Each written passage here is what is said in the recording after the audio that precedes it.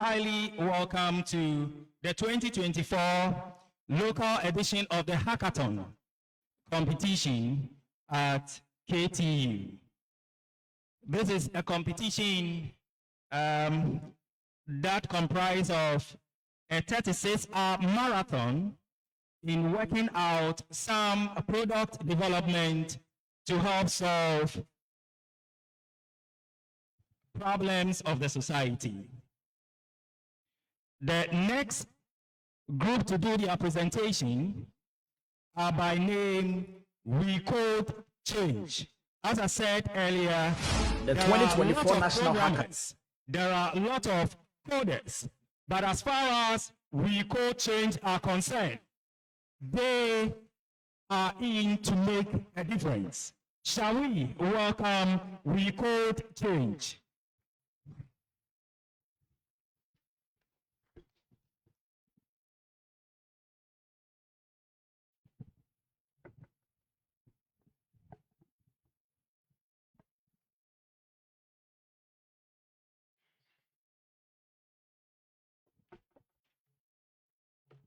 Good afternoon, ladies and gentlemen. Please, my name is Brian Opoku Kofi Maunyo, and I'm the team lead for We Code Change. First of all, our solution is actually targeted towards food security. We came to analyze from the Ghana Statistical Bank, and we were able to identify that there is a huge gap with respect to food security. So we decided to highlight some of the gaps highlighted in the data bank, focusing on tomatoes. With respect to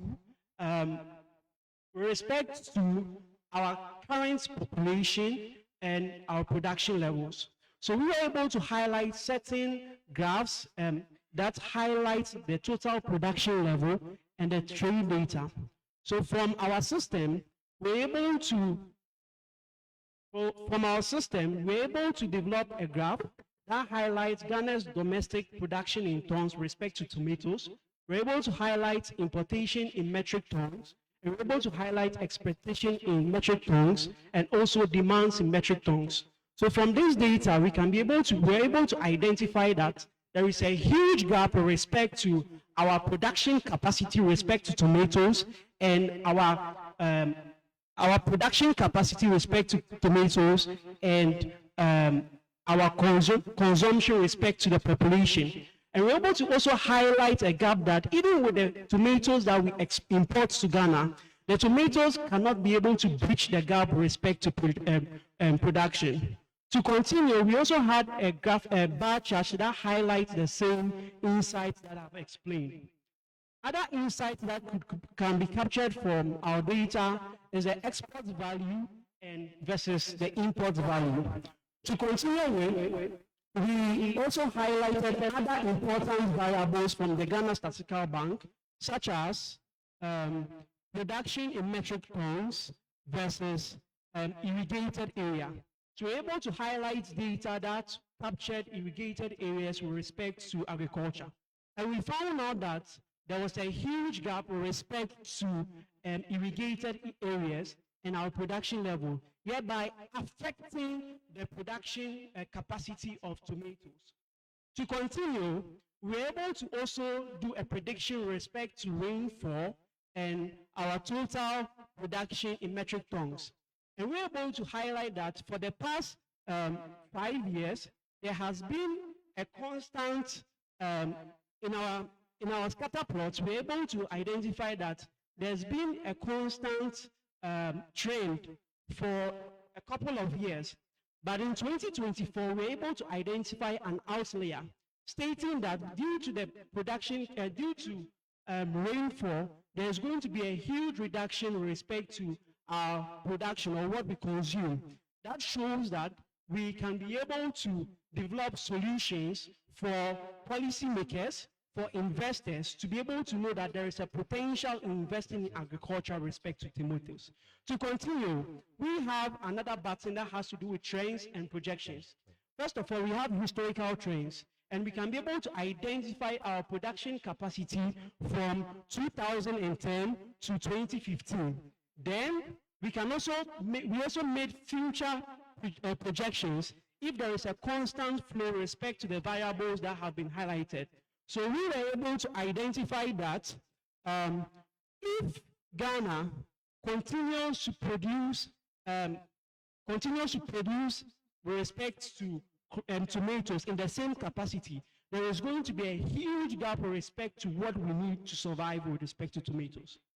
To continue, we have customized trends where we can be able to make predictions with respect to our policies. So Abraham is keying a value, and we can be able to calculate our exportation ratio, our dependency ratio, and what is going to be imported. And we can also determine with this calculator, with this trend, we can be able to identify what metric tons is needed by the country to bridge the gap. Okay. Then we have an agri calculator where we can be able to calculate our importation value in tons and exportation value in tons and calculate for a ratio. Finally, we've actually looked at policies that have already been implemented, and then we have reviewed such policies such as the planting for food and jobs, and then policies such as national export development strategies, and then we have come up with policies, recommendable policies, such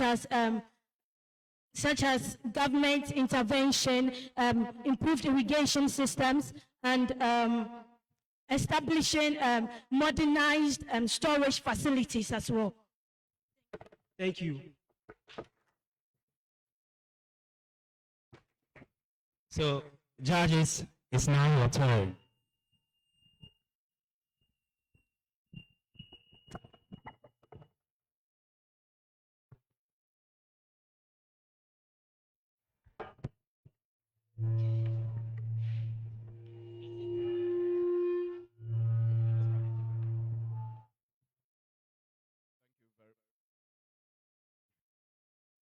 Thank you very much, we code. That's good presentation. In nutshell, what's your solution is your team proposing? So from the trends, first of all, we were able to highlight the pitfalls. We submitted a document, a in-depth document about a policy, a long-term policy. And we were able to highlight the pitfalls of policies that have been implemented with respect to this. And we are recommending to governments and investors that there is a huge potential with respect to just the production of tomatoes. Then what about other produce? So with this gap, we can be able to propose that investors should focus on the production of tomatoes.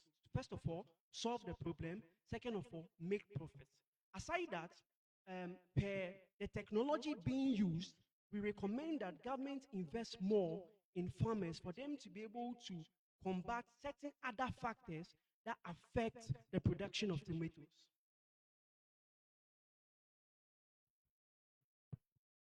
Okay. Thank you. We code change.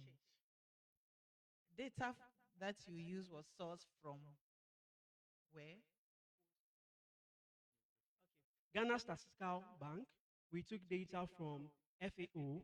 We also took data from MOFA, Ministry of Food and Agriculture. We took data from World Bank database. We also took data from Ghana Meteorological Service. Yeah. And why tomato? What about cocoa, other crops? Can this be applied to other crops that Yes, we need in Ghana? yes, please. The machine learning algorithms that we use to build this can be able to be applied to other crops. But because of time factor, we decided to restrict ourselves just to tomatoes.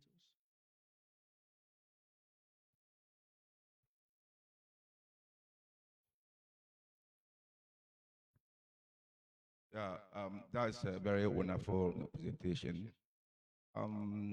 We know that predictive analytics represent the pinnacle of data analysis and machine learning.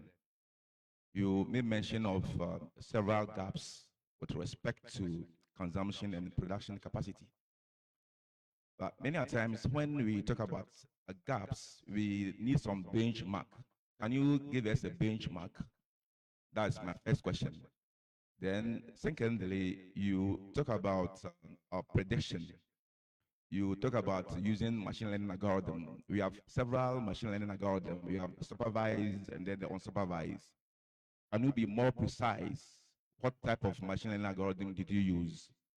And then what metric did you use to, as it were, ascertain the efficiency of the machine learning algorithm that you use? That's my second question. Then the third question. The third question.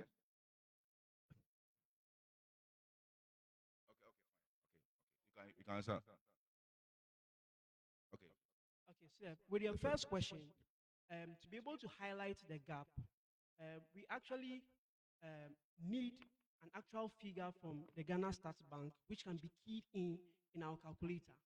Then we also key in the value in exportation. Then we calculate the ratio. So this explains the gap. This is hypothetical data. So we can make reference, but because of time, we cannot go and key in the figures. But with that, we can be able to identify the gap here with respect to ratios. Aside that, the machine learning algorithms we used for this was linear regression, and we also used decision tree. Aside that, with our accuracy metrics, we used R2, and we had a score of 90, 98, I think 98%. That was our accuracy score, based on the training and testing data sets we used. Okay. Now, we are talking about what do you call it? Achieving the various sustainable development goals in the year 2030. So, have you made any prediction for that with the model that you use? You use linear regression and decision trees. So, can your model, as it were, predict something for us? Our model can predict. Please, we use random forest. Okay, thank you, sir. All right, I want to ask a final one.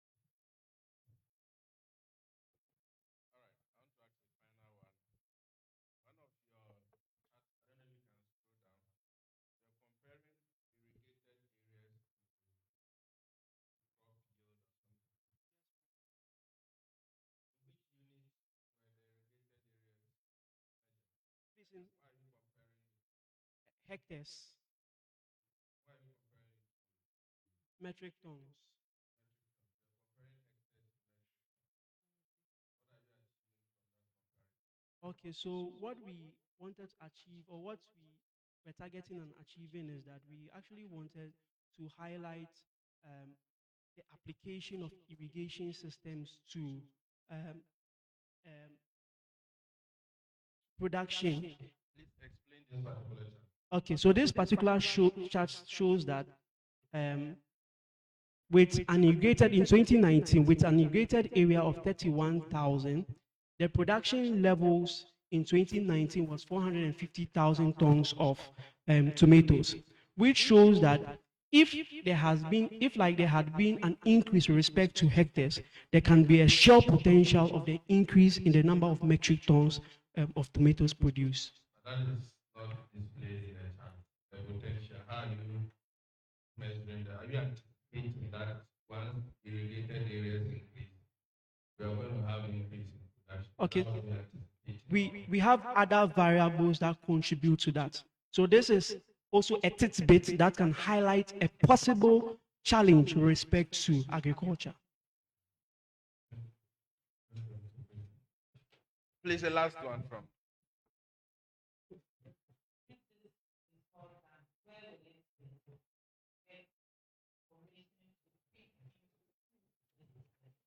Hopefully, with the help of Koforidua Technical University and our mentors, we are hoping that we can be able to deploy this system possibly on our on the school's website, or possibly on maybe the research by the research directory, so that individuals can be able to learn from the data. Okay. So we are hoping that one challenge we encountered was that accessing APIs with consistent data was very difficult. And from the Ghana Statistical Bank, their APIs made it very difficult for us to interact the system with.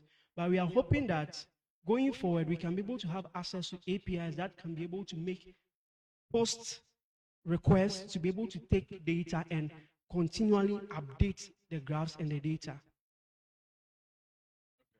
Thank you. Thank you, sir.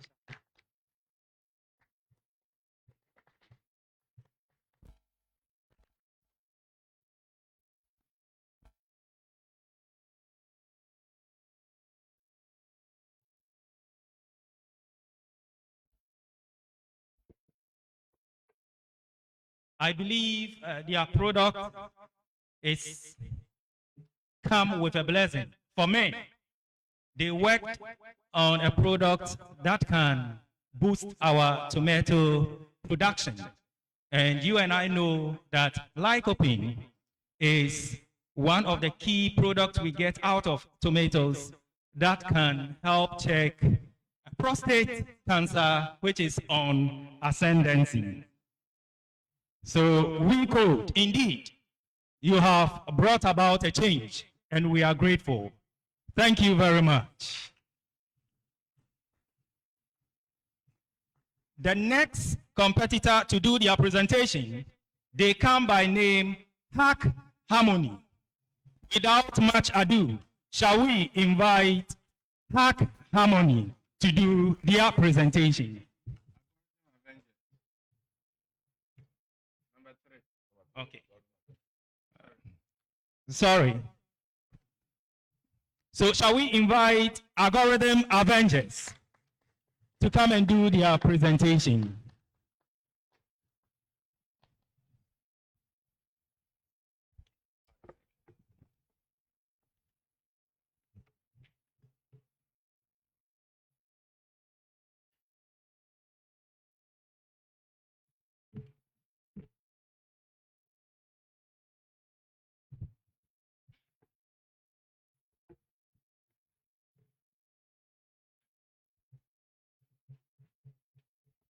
Okay, good afternoon to each and every one of you here.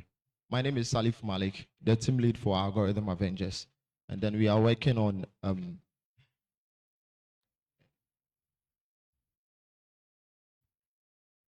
Technicians, kindly come and assist to get the projector working.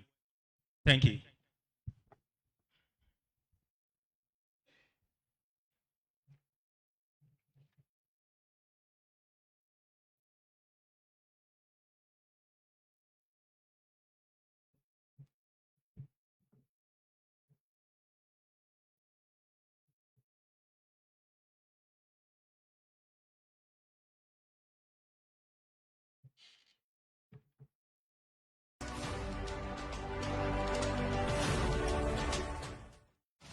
The 2024 National Hackathon is here, where 6 technical universities will compete for an ultimate prize. Who will win? Will it be Koforidua Technical University, Sunyani Technical University, Koforidua Technical University, Dr. Hilaliman Technical University, Bolgatanga Technical University, Accra Technical University? Join us for an epic day of innovation, creativity, and collaboration. This event is organized by the Ghana Statistical Service.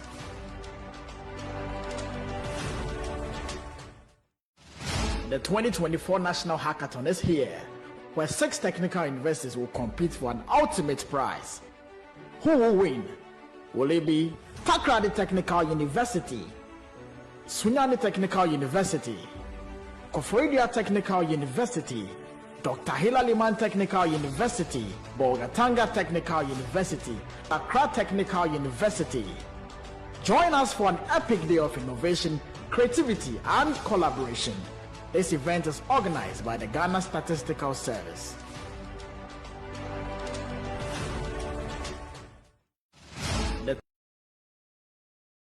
Develop to be able to determine the self-sufficiency ratio for Ghana.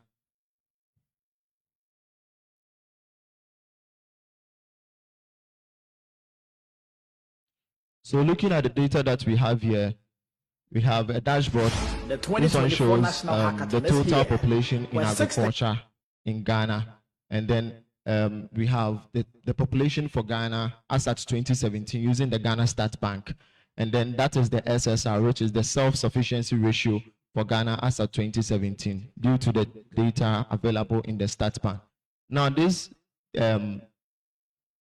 value, which is the 93.90%, indicates that Ghana is almost self-sufficient. But there are other factors that contribute to that.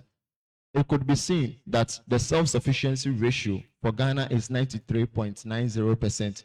But in the long run, when you go to our production, for example, our production in aquaculture we have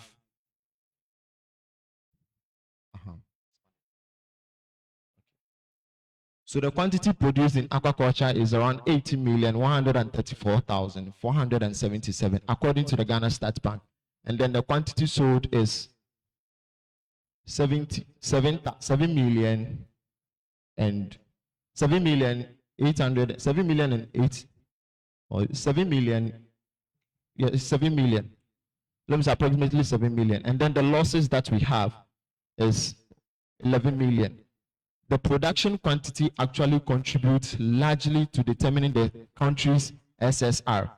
In this case, we have an SSR that is close to 100%, indicating that Ghana is almost self-sufficient. But you're looking at the losses that we have, it tells us that even though the value for the SSR is showing 93.90, there are a lot of losses which we want to implement policies that can take care of all those things so that we can expand our production quantity.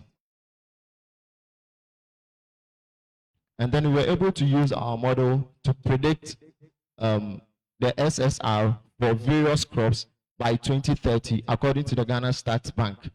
The population for Ghana by 2030 is going to be 37 million, according to the Ghana Stats Bank. And then based on that, we are able to predict our FSSR values. So the FSSR value means the food self-sufficiency ratio for an individual crop. So for example, if you come to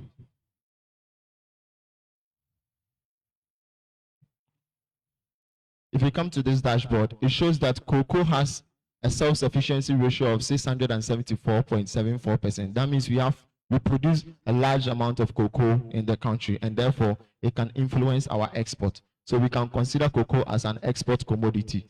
And then we also have coffee, which is around 102. That means in terms of the food crops, we can export some to exchange for foreign exchange.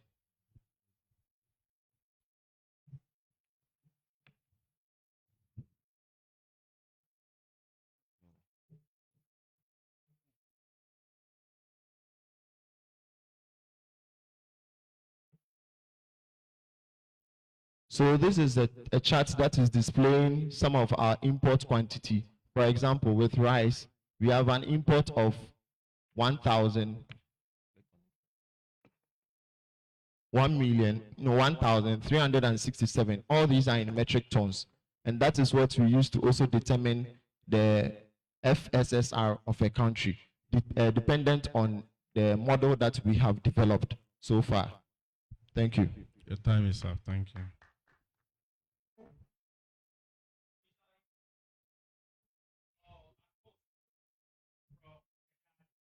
Okay, so let's start from this particular interface before we go into the details. The 31 million you are presenting there, what is that? That is Ghana's population. That's at 2021, 2020, 2021, according to the Ghana Stats Bank.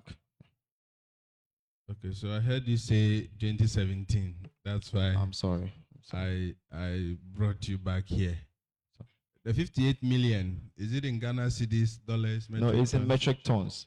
All the productions are in metric tons, and then the import and then the export. As a layman, explain to me what SSR is. So the SSR is the self-sufficiency ratio that is used to determine a country's is a self-sufficiency ratio is used to determine how sufficient a country is with respect to its production quantity, its import quantity, and then export quantity.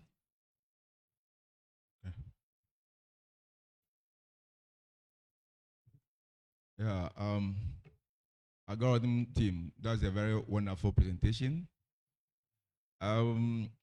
Despite commendable increases in data to monitor the SDGs, critical gaps still persist as far as data set is concerned. So what gap have you identified as far as the data set is concerned? That's the first question. Then the second question, you talk about some policies that you want to implement to alleviate or diminish the losses that you normally encounter as far as production is concerned. What policy really did you implement?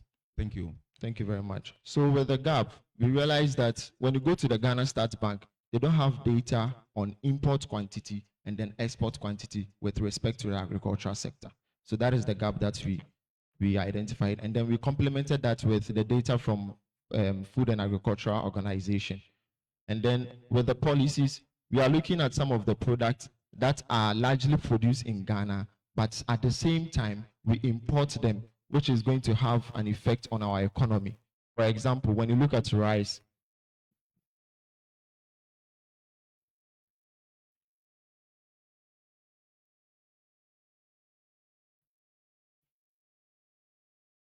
so when you look at the import quantity for rice, that is around 1,367 metric tons, but it is largely produced in Ghana. So we want to implement a policy whereby putting high importation taxes on specific products that are largely produced in Ghana so that we can patronize our homemade in Ghana goods. Okay, so to counter the statement you made about import quantities, Sure. On the Stat Bank for agri products, that is not too accurate, because if you go to the Stat Bank, there's a trade section. Have you seen that I've section? seen that. So when you go in there, you're able to identify different agri produce. This morning, my director was even showing me the quantity of tomatoes, the values of tomatoes that were imported and exported. Okay. So I believe there are a lot of other. Okay.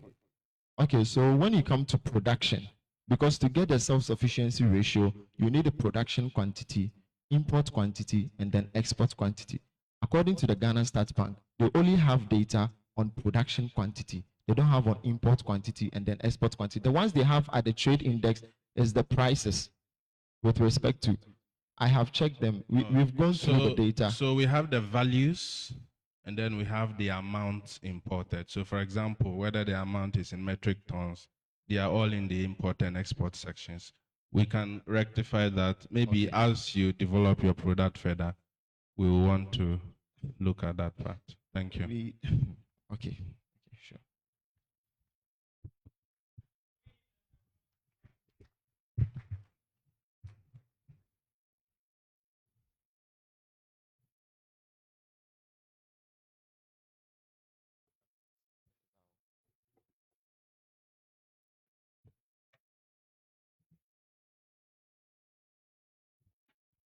We are privileged to have in our midst the Deputy Government Statistician.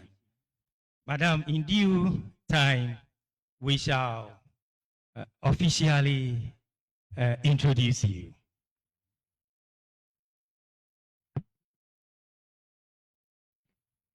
The next to do their presentation are the group or the team by name Hack Monies. Hack Monies. Hack Harmony. Hack Harmony. Kindly come to the podium and do your presentation. While they make preparation to come do their presentation, we should expect Bite Masters to also get ready to do their presentation.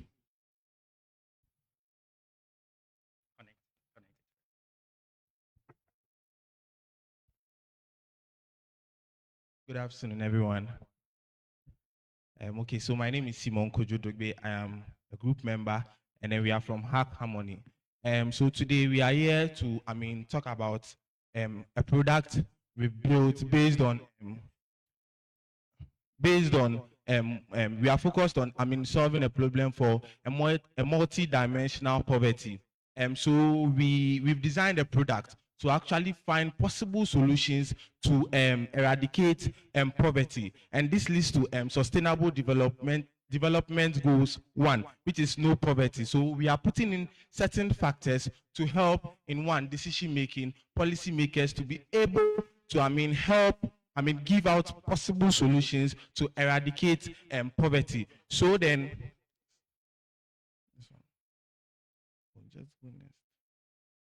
okay, so we are using some of our data set or data sources from the Ghana Statistical Service. We use the multi-dimensional poverty index, and then also we have we use some of the data sets from Ghana Open Data Initiative from the National Information Technology Agency. So I'll give it to my brother to talk about our products.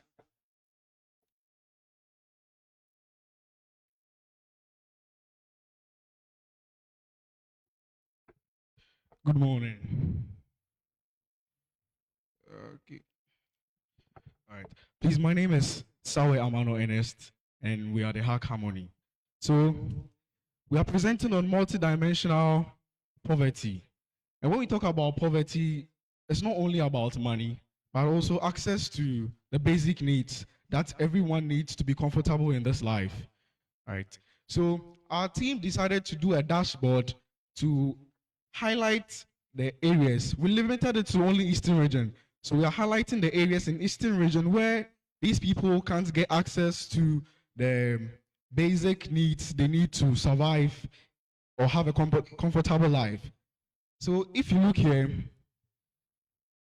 so now we have four dimensions. We have the health, the living condition, and then we have education and then also occupation.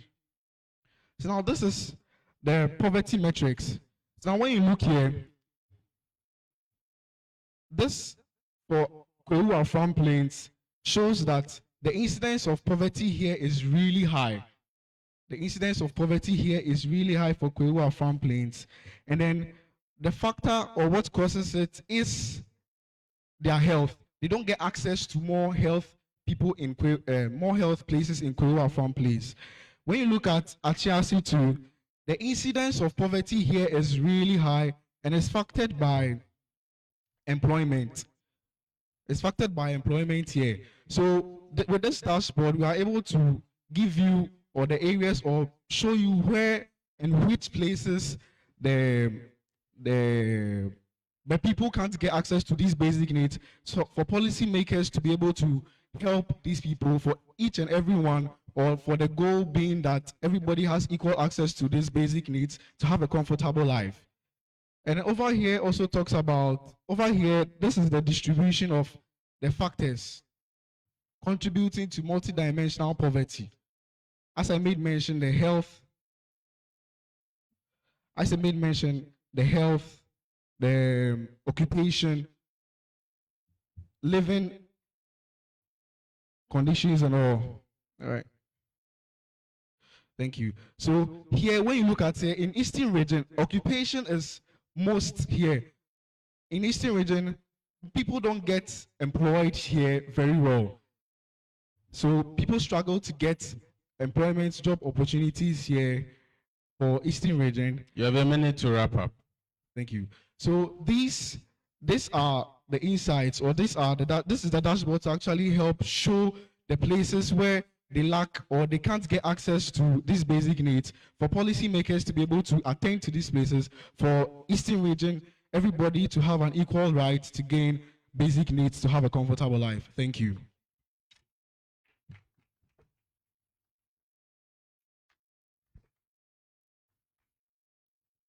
Shall we give them a round of applause again, please?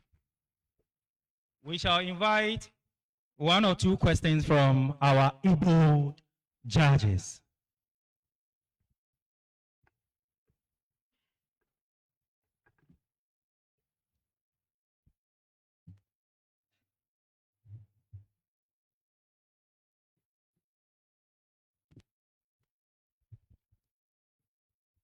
Hello. Yeah.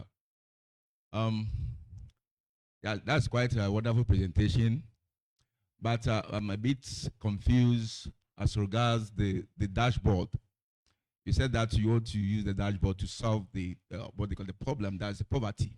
No, the dashboard is to hotspot the areas in Eastern region, the districts in Eastern region where they can't get access to the basic needs, for policymakers to be able to help these places so that everyone gets an equal right to access the basic needs.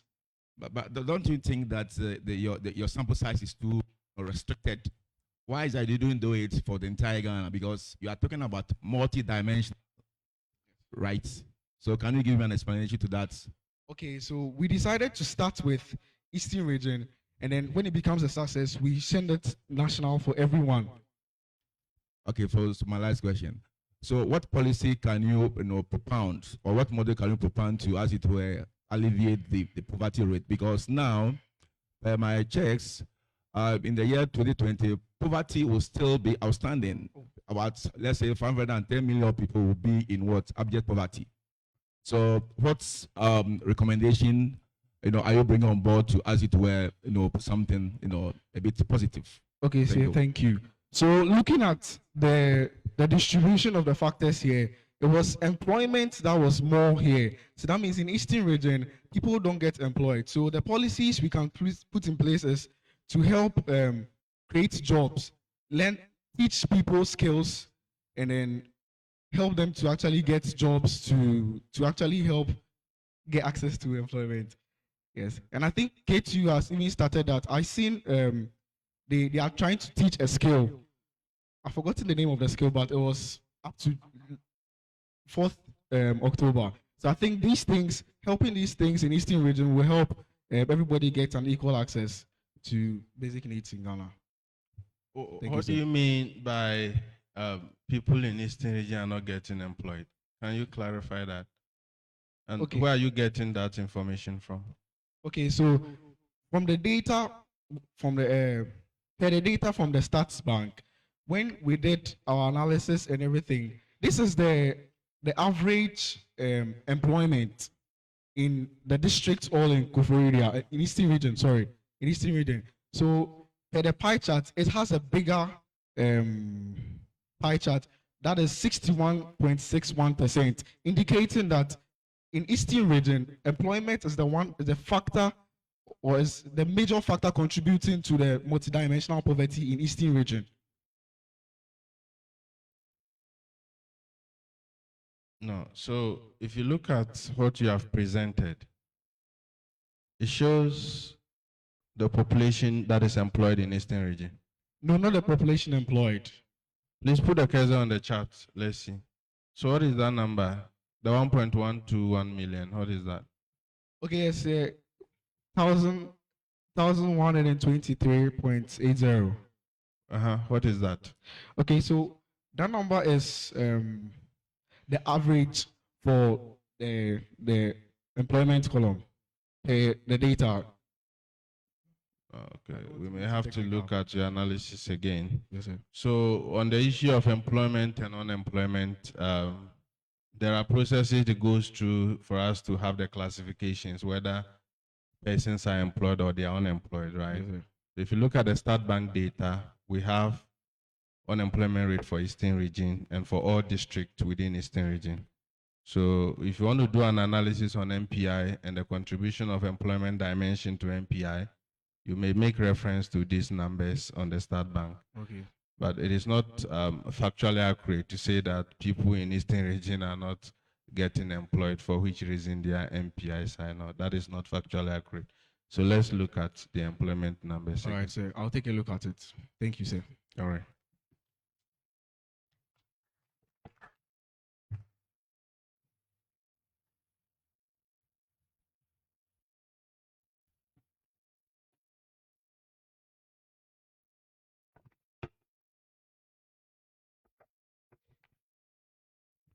Thank you very much. Shall we give it up to them again? Yes, it's been a gruesome marathon, a 36-hour marathon in the Hackathon 24 edition, local edition in KTU.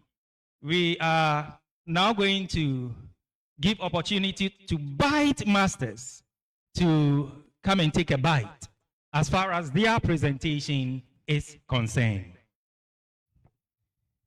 And as they come and do their presentation, I want to crave your indulgence to exercise patience with us.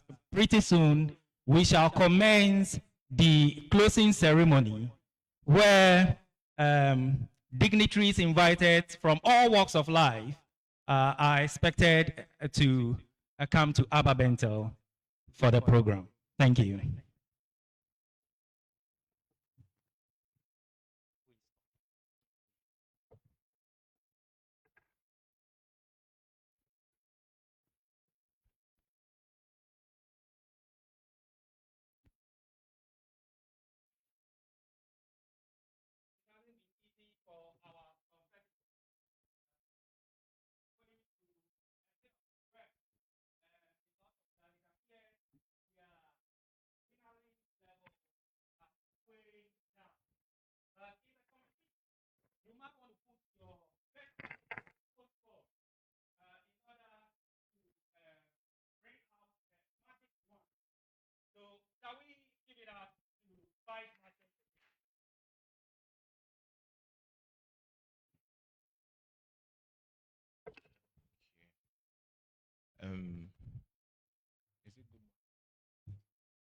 Good afternoon once again.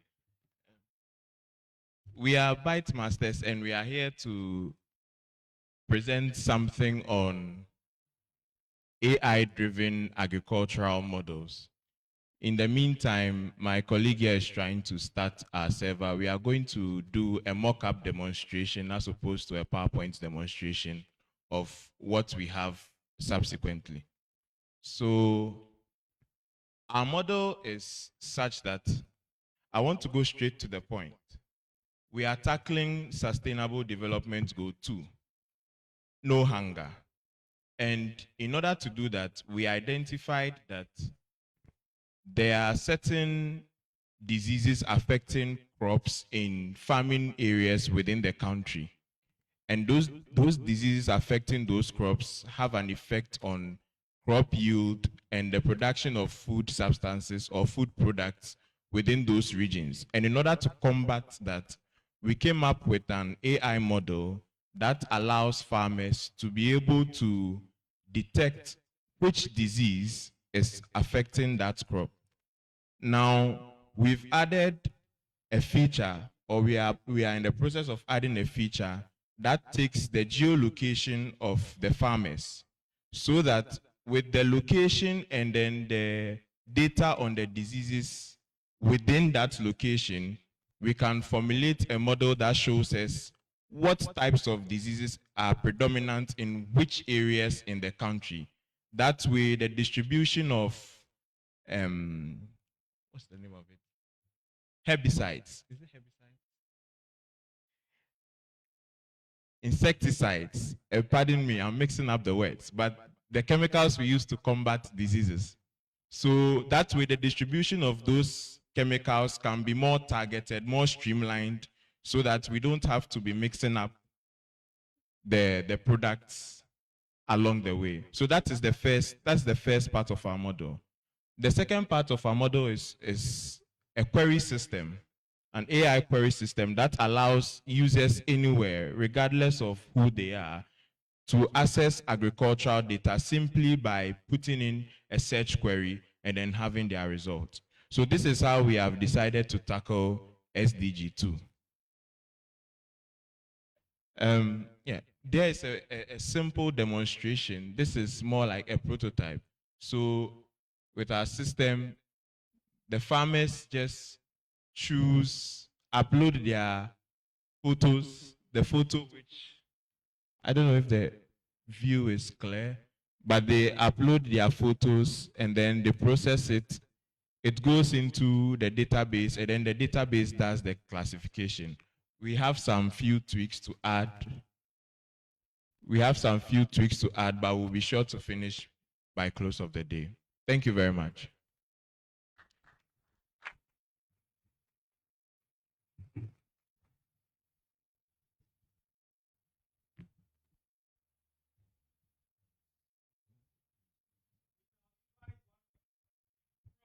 Yeah. That is, but very succinct. We'll talk about feature that that will allow you to locate the location of farmers. Can you be precise on the feature? How it works? No, the nature of the feature, and how it works. Okay, so when you are using, in today's world, when you are using web apps, there's normally a feature that takes geolocation from you, live location, using the GPS. So the system is going to use that same template. It's going to take the data as the photo is being uploaded to pinpoint, to ping the location where the photo is uploaded from. And then we are going to assemble it. It's not going to be micro. It's going to be much larger. So it's going to be maybe region by region or district by district. At the moment, we would like to go with region by region, since for competitive purposes, since we have to present something. So because that is a much smaller, we have 16 regions, so that's a much smaller sample size to work with. So we'll just go with the 16 regions, and then the photos will be assembled based on the regions where they were gotten from. Okay, fine. But do you think that the only feature that you use will allow your model, the AI model, to, as it were, allow you to get the solution to the problem that you are trying to solve? One feature is not sufficient. You know, AI models, require more models or variables, right? So why then did you choose just one feature and then not maybe 2 or 3 or 4? Okay, in our thinking, we saw that if we have maybe just the location and the exact kind of disease affecting the crop, we can just say for sure that, when you have the data, you can say this percentage of diseases is showing up in this part of the region, much more than that part of the region. All you need is the numbers. You just have to know that this disease showed up in this location, and then when you put the data set together, you can straight away tell that this location has so and so disease showing up here as opposed to that, and then you can directly solve the problem. Okay. We did not, maybe we weren't innovative enough to come up with that. Fine. Okay, no problem. I think that's okay. Fine. Thank you. No. I'm looking at the quality of the picture that will be uploaded and whether the model can identify the real diseases that is with the farm, for example, and then also connectivity, the size of the picture that will be uploaded by the individual. How have you accounted for that? Do you have anything to say on that? Yes. So actually, the pictures that were used to train the data set that we used to train the model, or yes, the picture sizes vary. From some are very huge, some are very small. We don't have maybe a particular size that we can tell you that below this size it can't pick it, because yes, we just worked on it within the 36 hours. But yes, we can be certain that for most pictures it can take it, because for example, this is very small. It's a very small size, and there are some that are very huge. So that's the answer to the question. That source from just Yes, so the data source, yes, this is picture sets that have been trained, taken, collected by a large and placed in a large public repository. So that's what we use. Thank you. So it means I didn't use the start bank, right? Not exactly. What we try to do is to collect from multiple sources, not just one source.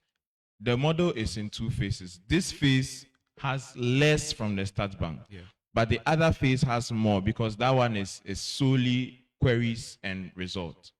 So this side, because we couldn't directly get pictures from the start bank, we had to find a public repository for it.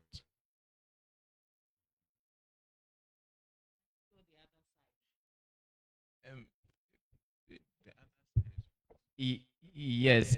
So as you can see here, this is a chat bot, a normal chat bot. Yes. So the problem is that during the process of training the AI, we of GSA.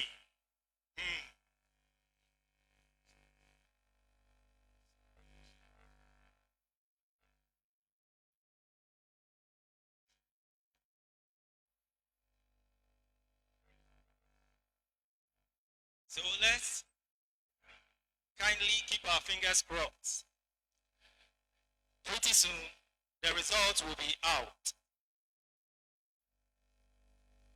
The first prize is taking home a whooping. I'll have to suspend that. In due course, you shall be notified.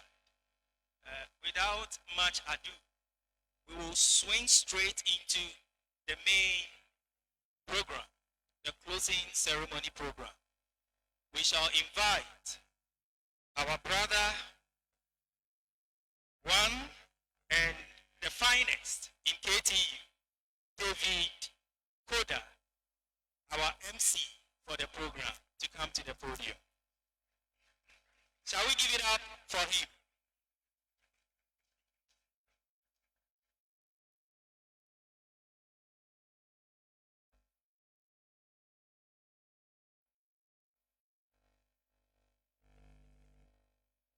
Thank you very much, Honorable Dr. Saki, aka Pampana.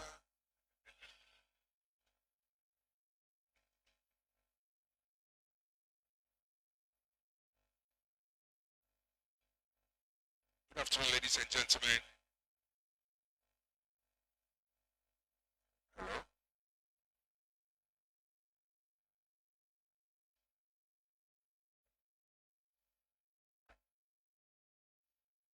Right.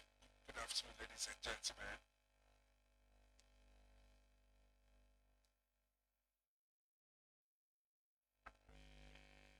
Any moment from now, our dignitaries will join us, and then we'll kickstart the closing ceremony of this very important program, Hackathon 2024.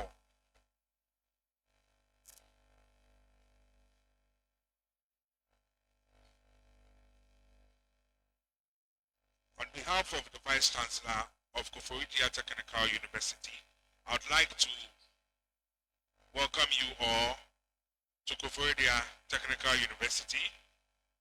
Also on behalf of the management members, staff, and students, you are all welcome to the Ababainto Andam Theatre, Koforidua Technical University.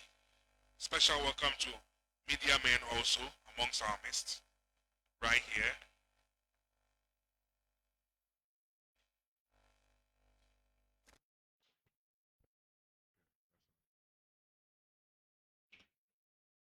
Sir Enoch, can we start the program, or we have to wait for our dignitaries to join us before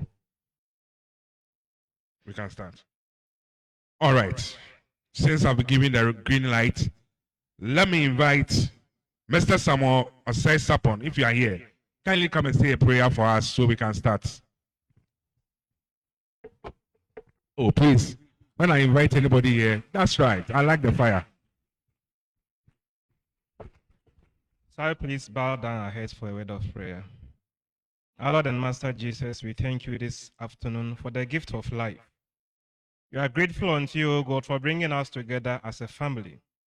We began with you 3 days ago. Today we are bringing it to a conclusion. We pray, committing this program into your hands once again. Take charge, that when it all ends well, we shall not forget to say thank you. We ask this through Jesus Christ our Lord. Amen. Thank you very much, Mr. Sapon. Gradually, we are making you into a pastor of KTU. Maybe I on our bumpire, man. Yeah, that's a plan. Okay. I see new jobbing senior high in the building. Can I see you? Wave us. New jobbing. You're here. Welcome, welcome, welcome, welcome. I also see Obos in the building. Obos, are you here? Yeah. You're all welcome. It's good to have you amongst us. We are very, very glad you are here. I want to invite back to the podium the man himself, Mr. Dr. Albert Edusaki, aka Pampana, to come and tell us the reason why we are here. Where is Dr. Saki? Aha. Aka Pampana. Give it up for him. From yes.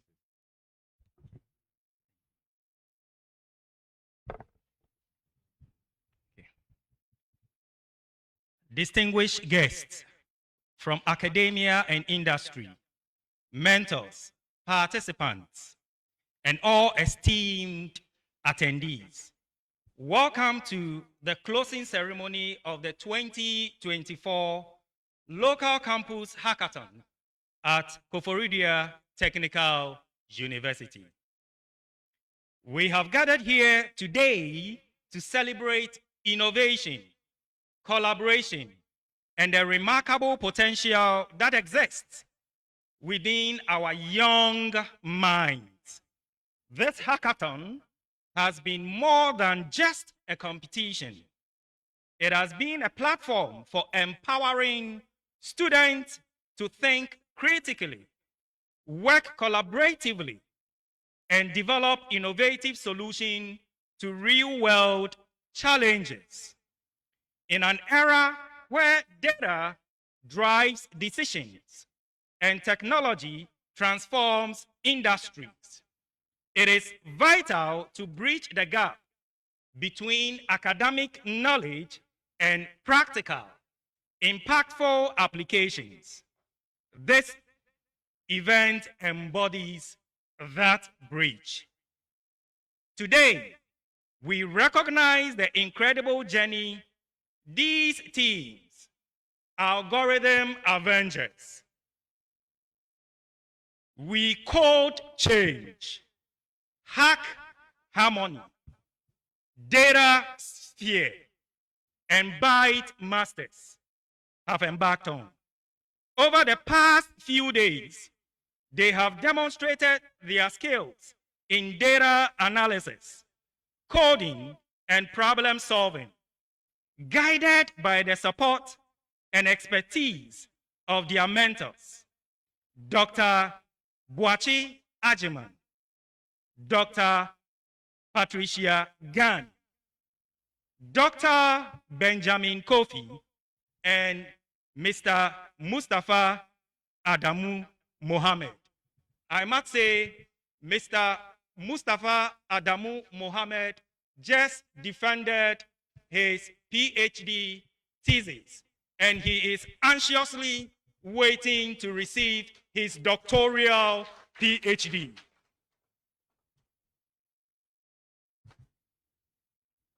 Together, they have crafted solutions that reflect the power of interdisciplinary learning, creative thinking, and teamwork.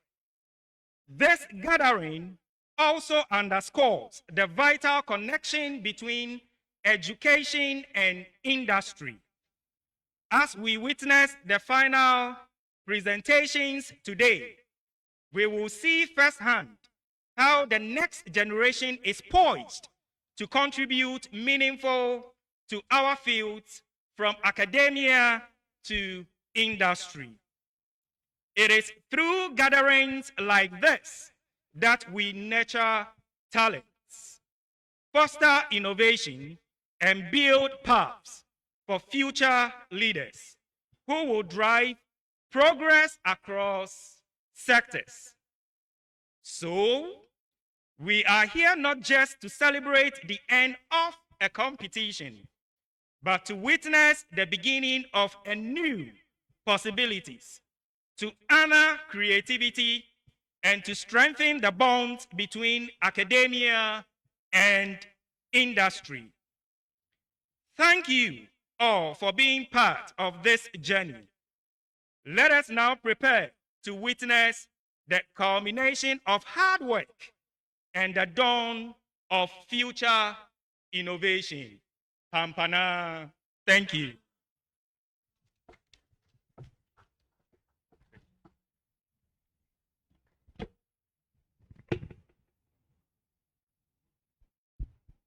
Hello. Thank you very much, Dr. Saki, aka Pampana. I want to invite the Amamre Adeshie cultural troupe to display us whilst we relax, wait for the other dignitaries to join us. Let's invite the Amamre Adeshie with a clap offering as they give us a performance.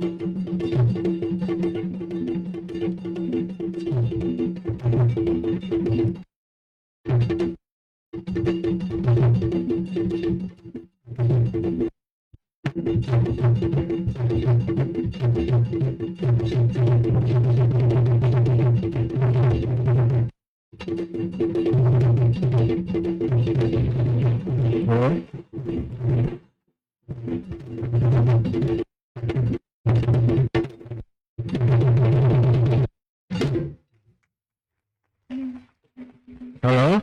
So, thank you very much for that wonderful performance. Amamre mu adeshe edamase. Please, with all due respect, let's welcome the Ajuso Hine delegation led by Awu Wedua, Queen Mother Ebri Jase, and acting Queen Mother for Ajuso. They are making an entrance. Ladies and gentlemen, can we be upstanding as we welcome the delegation?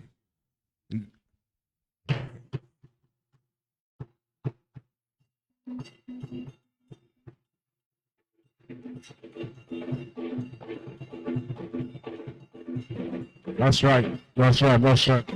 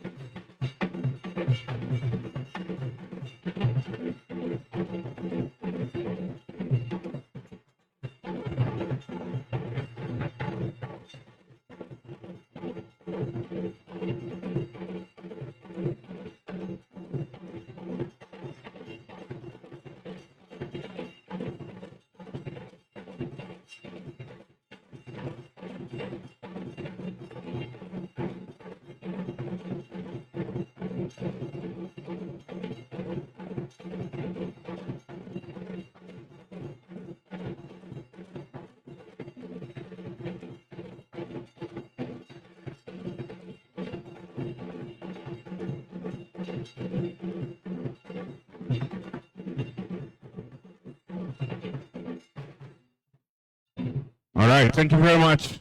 Please be seated. Let me welcome Dr. Boachajiman to introduce the chairman for this program, as well as the dignitaries we have in the house. Dr. Boachi Ajiman.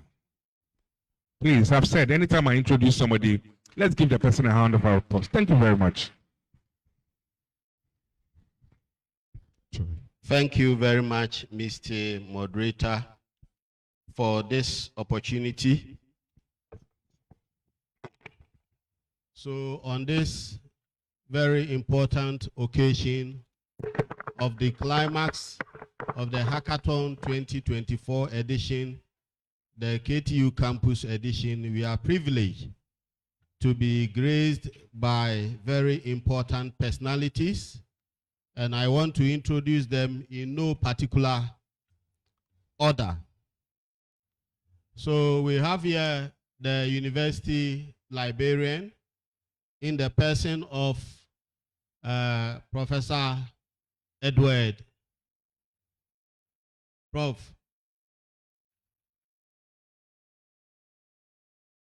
We also have here the Honorable Municipal Chief Executive for the new Yuabe North Municipality in the person of Nana Dr. Edward Asante Entry. Nana, you are most welcome. We have here in our midst the Deputy Government Statistician for the Ghana Statistical Service in the person of Dr. Faustina Frimpong Angua. Doc, you are welcome. We also have here the Pro-Vice Chancellor of Koforidua Technical University, Professor Richard Ohene Esiedu. We have here the board chairperson of the Ghana Statistical Service, also in the person of Dr. Grace Bediako. We have in our midst the Director of Internal and External Cooperation, Mr. Emmanuel Kobina. We have Director for Research and Data Science of the Ghana Statistical Service, Chief Jacqueline Enum. Madam, please, you can take your seat.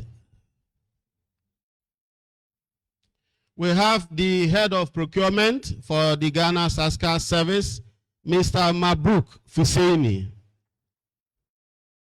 We also have the National Coordinator for the Hackathon 2024 in the person of Dr. Francis Siripi.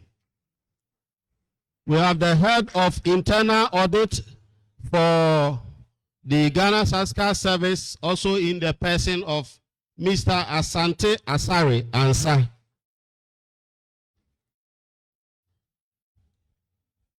You agree with me that the Koforidua Technical University is located on the lands of the Adweso Traditional Council, and we are privileged to have in our midst our revered chiefs, the elders and queen mothers.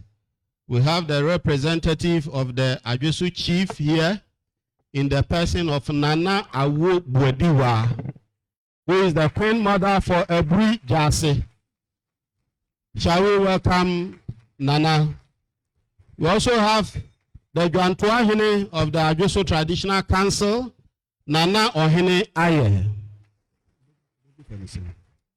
We have Ochiame Adade also present with the team. We have the Emrantia Hine of Adweso, Nana Apua. And then last but not the least is Abudin Sahine Nana Brempong. You are most welcome. All other dignitaries and protocols duly acknowledged. Finally, we want to introduce the chairperson for this function. It's not any other person but our own Vice Chancellor of our great university, Professor John Owusu. Audience, your chair, chairman, your audience. Thank you very much.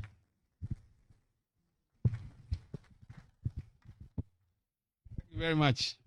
I think today you've made it very short, and I like that. So, hello, the board chairman of Ghana Statistical Service, Group Vice Chancellor, Technical University,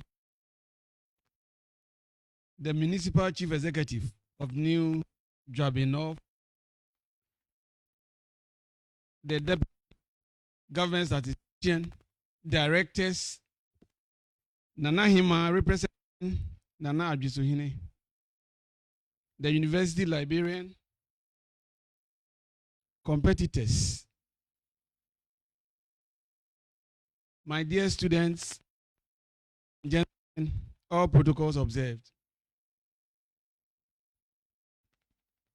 About 2 days ago, we met here to launch the Hackathon 2024. And the competitors have the exercise for the past 2 days. And today we are here for the closing ceremony.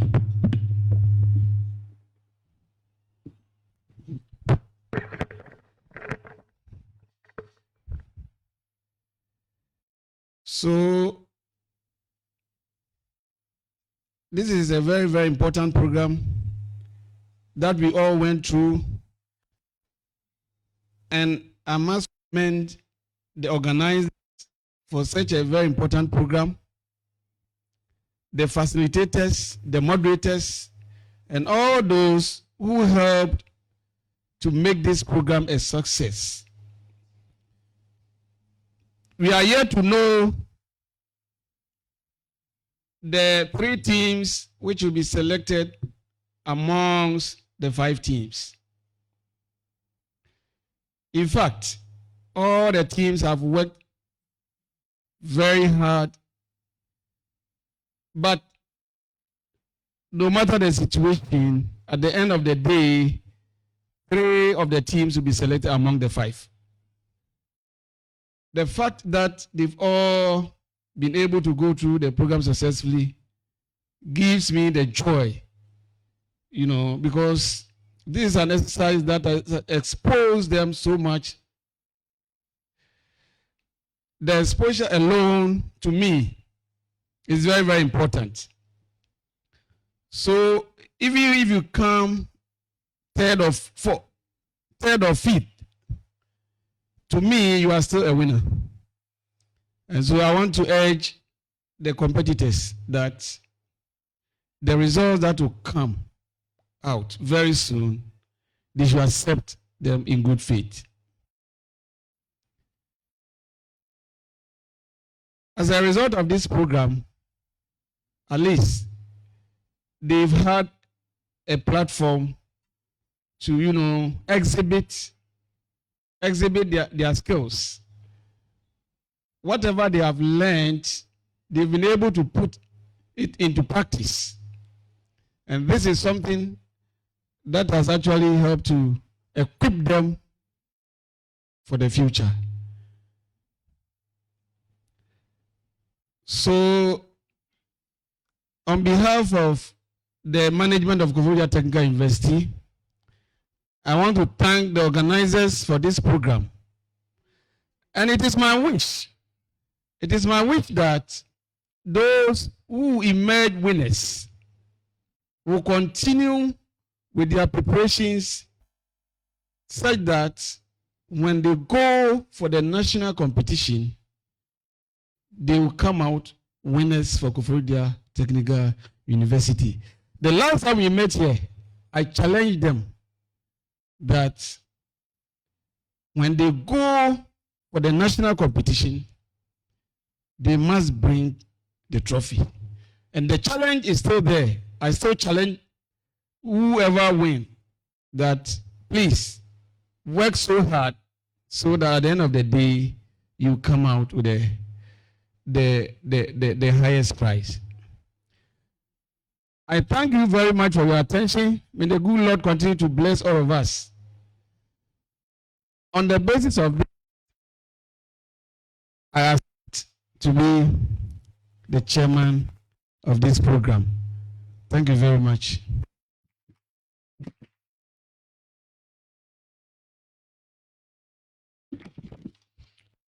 Thank you very much, the Chancellor of Koforidua University.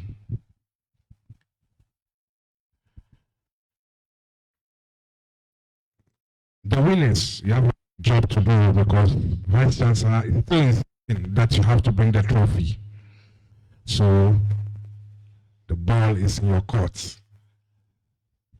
Let's welcome with a round of applause Dr. Grace Bediako, Board Chair of Ghana's Statistical Service, to give us her remarks. Madam, you're welcome. Thank you. Good afternoon, everyone. It's indeed a great pleasure for me to be here again, Mr. Chairman, VC, the Pro VC, Municipal Chief Executive, the leadership of the university, coordinating teams, the coordinating team for 2024 Hackathon, KTU, Nanahima. It's an honor to have you with us. And considering all the dignitary seats, clearly KTU has placed a high priority on this event. And it's no surprise that the Vice Chancellor wants you to bring the trophy home. My remarks are short because we have a Deputy Government Statistician who will deliver the main speech on behalf of the Government Statistician. But as we've gone through the speeches, the discussions, key words have come up. We've heard innovation, we've heard collaboration. We have also heard the need to de-emphasize competition and really raise the bar for critical thinking, bridging the gap between academic knowledge and practicals, which this event seeks to do, or the 36 hours that the students have been engaged with data seeks to do. We've also heard, well, creativity, strengthening the bonds of industry and academics. The Vice Chancellor has encouraged all of you to continue the learning. This competition has given us a foundation, but we need to exploit this exposure that we have. Some of us, until 2-3 days ago, had not even looked at the Stats Bank, or maybe even examined any data set as closely as you've done in this period. Don't let it be the last. Let us continue to engage with data and be ambassadors of data use for policy. We hope that it's not only the 3 finalists from here who will continue to develop their product. In the presentation, it was clear that there were great ideas and thinking that had started, but we didn't have time. That's the nature of the competition. But it shouldn't stop us from really going deeper into what we've done, because they are so promising that if we can develop them further, we are sure to get a place on the market in various institutions. So we will encourage you to make this the foundation to launch into innovations with data, because this is where all around the world development is taking us. It can't be development without true analysis of data and the application of technology to the analysis of data. So once again, thank you, Vice Chancellor. Thank you, the staff of KTU that have supported this initiative. And we hope to work together again, as this is just the beginning. Thank you.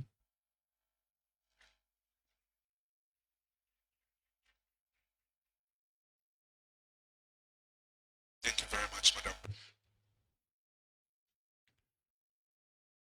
We are live on KTU Radio 87.7, both on air, 87.7, and also live on Facebook at 877 KTU Radio.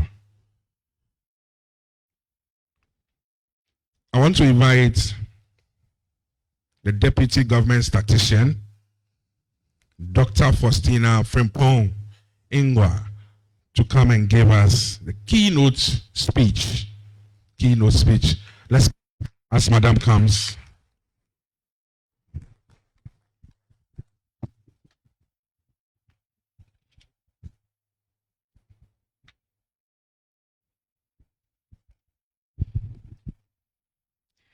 The Vice Chancellor, Professor John Owusu, the Chairperson, the Governing Board of Ghana Statistical Service, Dr. Grace Bediako, Pro-Vice Chancellor, Deans, Heads of Departments, and staff of KTU, the Municipal Chief Executive, Nana, we recognize your presence here.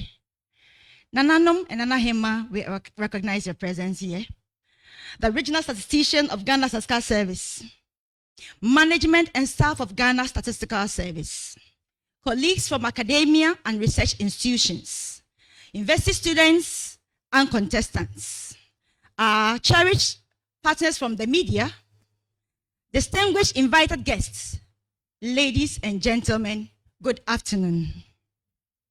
On behalf of the Governing Board of and Management of Ghana Statistical Service, I am honored to give the keynote address for 2024 Statistical Data Hackathon at Koforidua Technical University.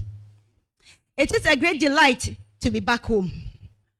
My paternal grandfather hails from Srodai, and I did my primary school education in Koforidua here. So great to be back home.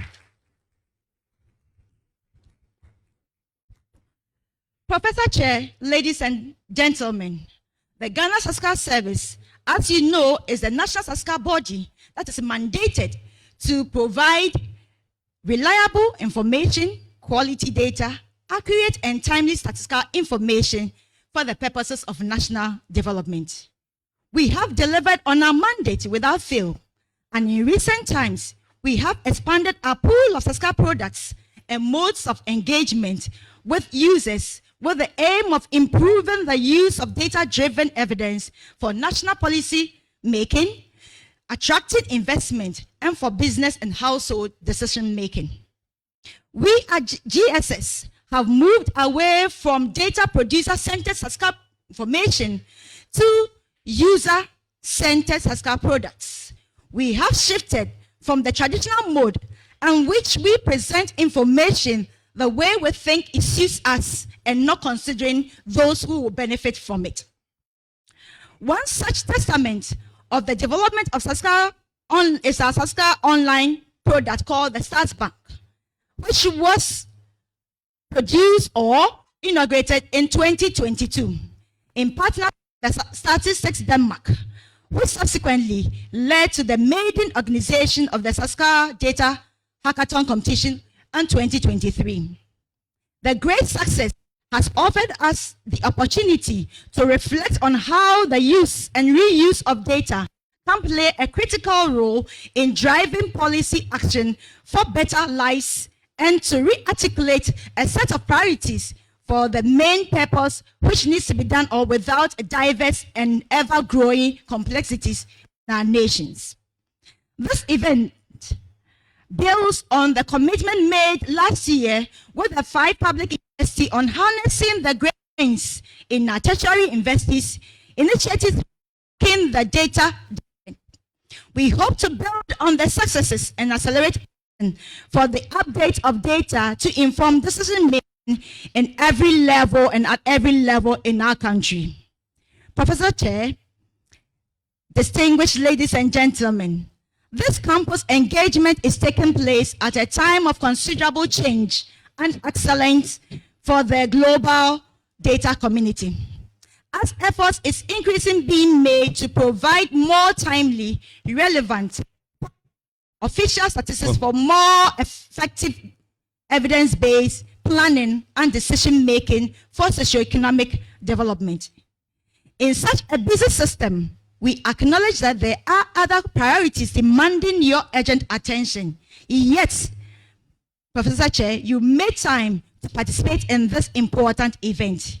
We do not take your presence for granted and wish to express our deepest appreciation to you and your university for this uncommon commitment. Professor Chair, distinguished ladies and gentlemen, in 2022, the Ghana Statistical Service launched the Stats Bank that holds millions of statistics, and between 2022 and 2024, we have churned over 300 statistical reports from census, surveys, administrative data, and open data sources. This second round of the hackathon among university students aimed at making data free and very accessible to everyone in form suitable for students and everyone to be able to make their own analysis.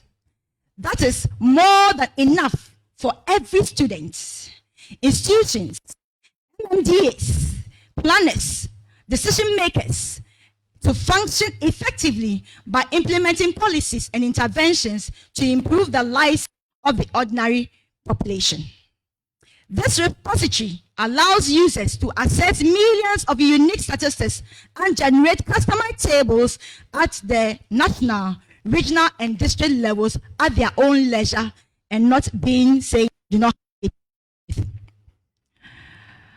The 2024 edition of the Statistical Data Hackathon competition involves 6 technical universities, namely Koforidua Technical University, Accra Technical University, Koforidua Technical University, Sunyani Technical University, Bogatanga Technical University, and Dr. Hilali Manwa Technical University.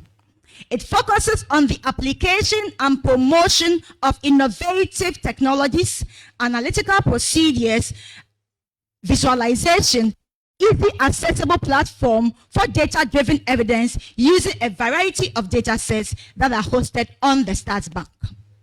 We organizing this hackathon competition, one is to reshape graduate and research training in our tertiary institutions. 2, we hope to foster data-driven policy planning and bring in fresh ideas and innovations to the data we have collected and placed on the Stats Bank. 3, by this, we hope to promote data usage and statistical literacy, that data-driven decision-making within the has a reason to say we do not have data.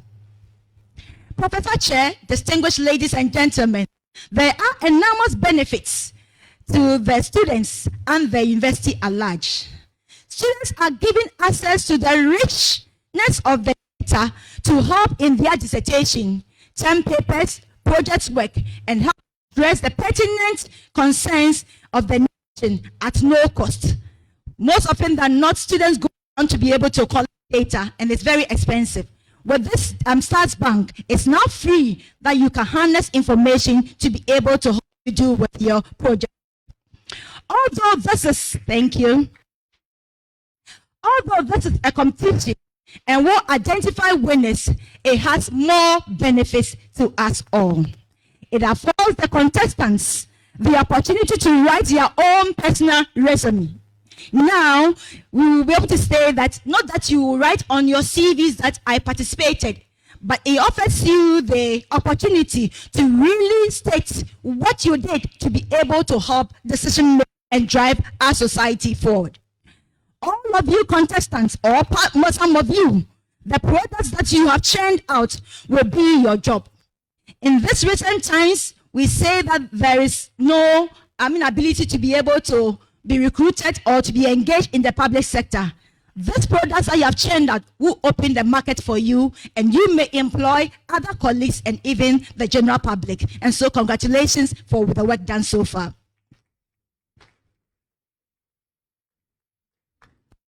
GSS is interested not only in the competition, but however, the aftermath of this 2024 hackathon. Each one of participating teams has given life to the data set on the Stars Bank, and we give you the credit. It is great minds in you teaming up with like-minded colleagues that bring about the solutions and change we seek in our world. You have brought new dimensions and life to the data that we as an organization never dreamt or thought to bring out. Congratulations once again.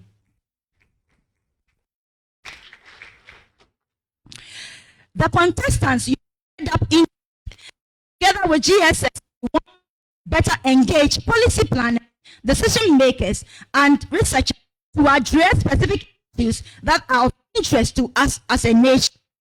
Professor Chair, we believe that these 3 days or 36 hours engagement has stirred up both in students and the academic community to promote the uptake of data for teaching, research, policy management. Today's award is a crowning of months and weeks of planning and hectic days of determination to showcase your ingenuity, and we say a very big congratulations to you all. To all the teams, the coaches, the mentors, facilitators, making our dreams come true, we say Aiko. We pray that this sustained interest will make us all great ambassadors of the Stars Bank, and it will reach to the general masses. Professor Chair, esteemed ladies and gentlemen, on behalf of the governing board and management of Ghana Saskar Service, I wish to thank the leadership of this great institution for their warm reception and accepting to collaborate with Ghana Saskar Service to organize the 2024 round of the Hackathon Data Saskar Data Competition. I wish all of us fruitful interactions as we showcase our products, crown the winners, and make this a memorable event. Thank you for your attention. Thank you very much, Madam. Madam, I hear you want to do a presentation to KTU.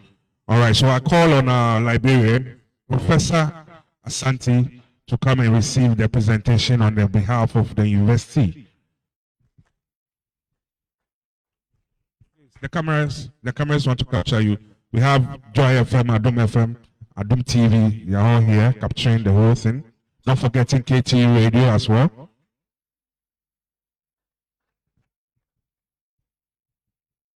Thank you very much, Madam. Thank you very much, Prof. Let's invite our question to give us some quick performance. After that, we'll invite our Queen Mother to also share some few words with us. Continue program.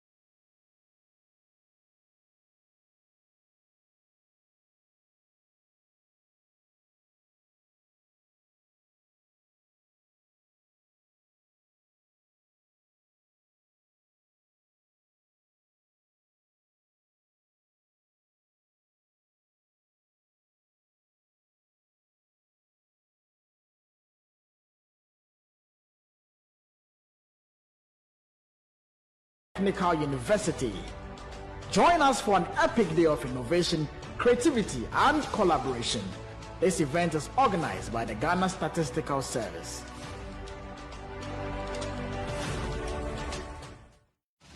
The 2024 National Hackathon is here, where 6 technical universities will compete for an ultimate prize. Who will win?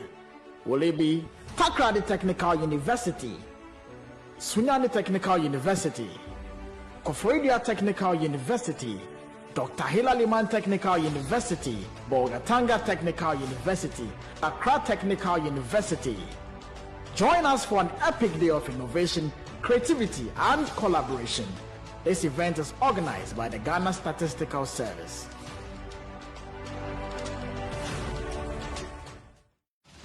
The 2024 National Hackathon is here, where 6 technical universities will compete for an ultimate prize. Who will win? Will it be Koforidua Technical University, Sunyani Technical University, Koforidua Technical University, Dr. Hilaliman Technical University, Bolgatanga Technical University, Accra Technical University? Join us for an epic day of innovation, creativity, and collaboration. This event is organized by the Ghana Statistical Service.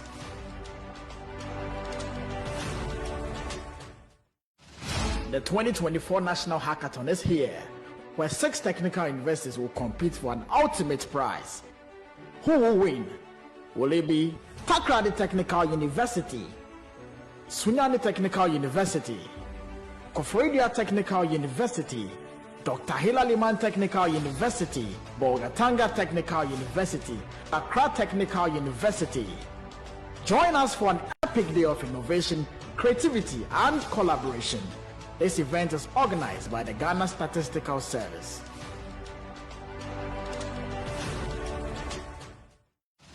The 2024 National Hackathon is here. I will be to the podcast. Let me take the microphone to her. Normally, I am from Omananti by heart.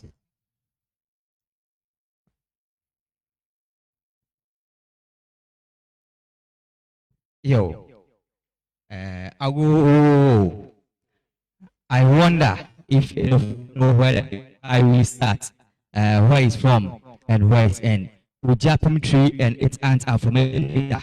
We see Ujapim and Entatia Fritio. If it's a child, Mankuma bad, bad, body, bang, or boy, honey, boy, same watch, the mabu, the cool, or Pabrafo, could be a trim, honey, but young Crayon Bones, Abu Godamu, or queer not funny.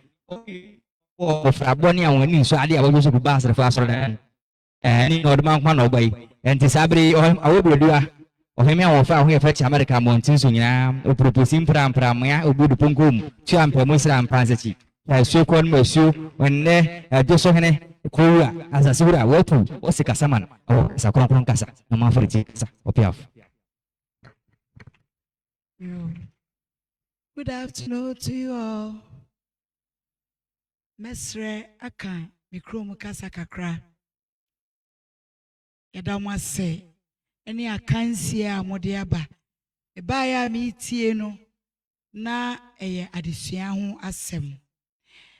Na die di kan enchia efi adwese hene ho edema munyina ose ochia mu ene nkabom amaye e wo ni dwaben ntem se me ba ye din kura mo boy e kire se maye opatafo bia oye patafo bia no onyame su hira no ti onyame onhira munyina me ba ye so mabeto meja nana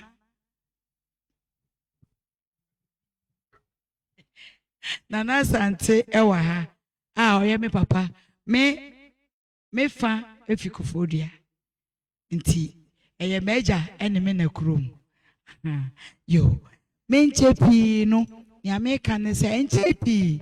Ene eto yete singaton, kukaton, itaton. Ti ehun se Ghana tonton no koso.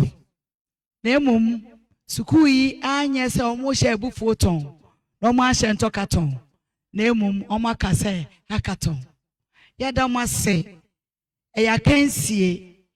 akansie die ye nyina ye ntumi ni kan obi bedi first obi so be catchy menka so worry if is a adesua eye adwene na ne ayesua no na yes aye pense mu nti say when ni first and no kire say that's the end of you know and sister kosoa say ubesua na wo so mre foforo ba watumi edikan yada mo say mo ya asutie etie mo mpanimfo bebre na esua esu obi kra pie na obisa na bebi kra onkai yada churchefo so ase if say ne man na wo na ye de o ma bra mo say mo nchi o ma de no o maso ye mre minka so maso ye den na emu emre enfanto o se me de ato deda enko o se me fi ho na eba eni o se me didida ma me nsuo nom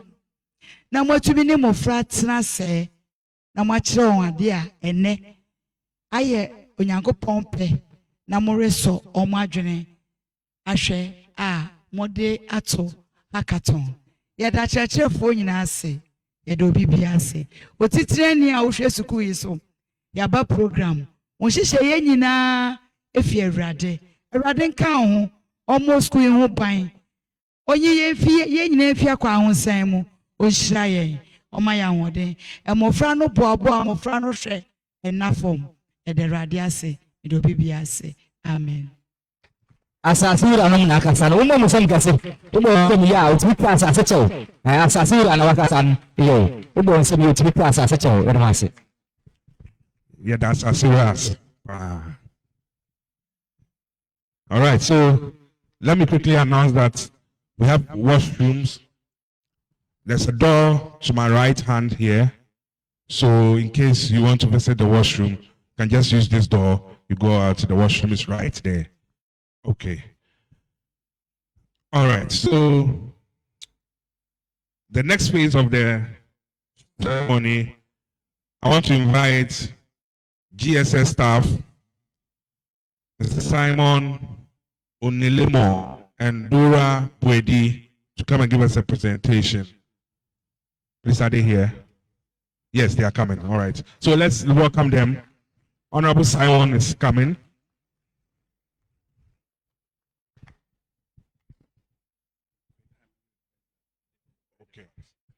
All right, so we humbly request the high table to move to the front lane so that they can follow with the presentation. Thank you very much.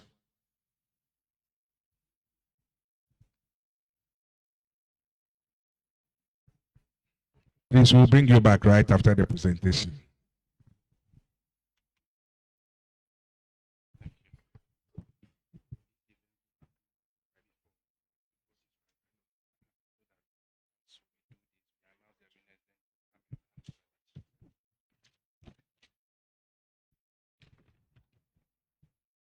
All right. Thank you very much, MC.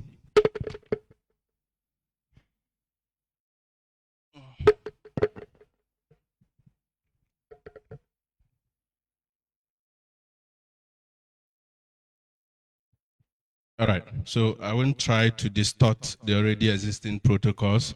We'll go by that, Mr. Chairman. Prof. Chair, sorry. I'm Simon Tichutabonelmo from GSS, and I'm here to walk us through the foundation on which the hackathon was discovered. And this is what we call the Start Bank. Just as we have a financial bank where we go to withdraw money, in this bank, it is an online bank. Unfortunately, we don't have a physical edifice. It's online, and you visit this particular bank, and what you are going to withdraw is not money. I beg your pardon, we're going to withdraw data. Is that all right? So basically, what I'm doing this afternoon is to walk us through the data portal. And as I indicated, it's an online data portal that houses aggregated data. So by aggregated data, we don't have micro data on this particular platform. So what it means is that we have data aggregated at different geographical units. So you can move from Ghana, you have information on several indicators about Ghana, then you move to the regional level, you have disaggregated information which you presented about Ghana, disaggregated to the various regions, and even within the regions, you also have the opportunity to present the data disaggregated at the district levels. And as my deputy government statistician indicated, this particular data portal, the major aim of it is to ensure that we leave no one behind so far as the data usage and policy making is concerned. So the portal is very easy to access, and if you open the interface to access the data, you go to startbank.startghana.gov.gh. That is the URL. So once you enter that, or you Google Start Bank, once you Google Start Bank, it takes you directly to GSS website, and then you will be able to have access to this particular data portal.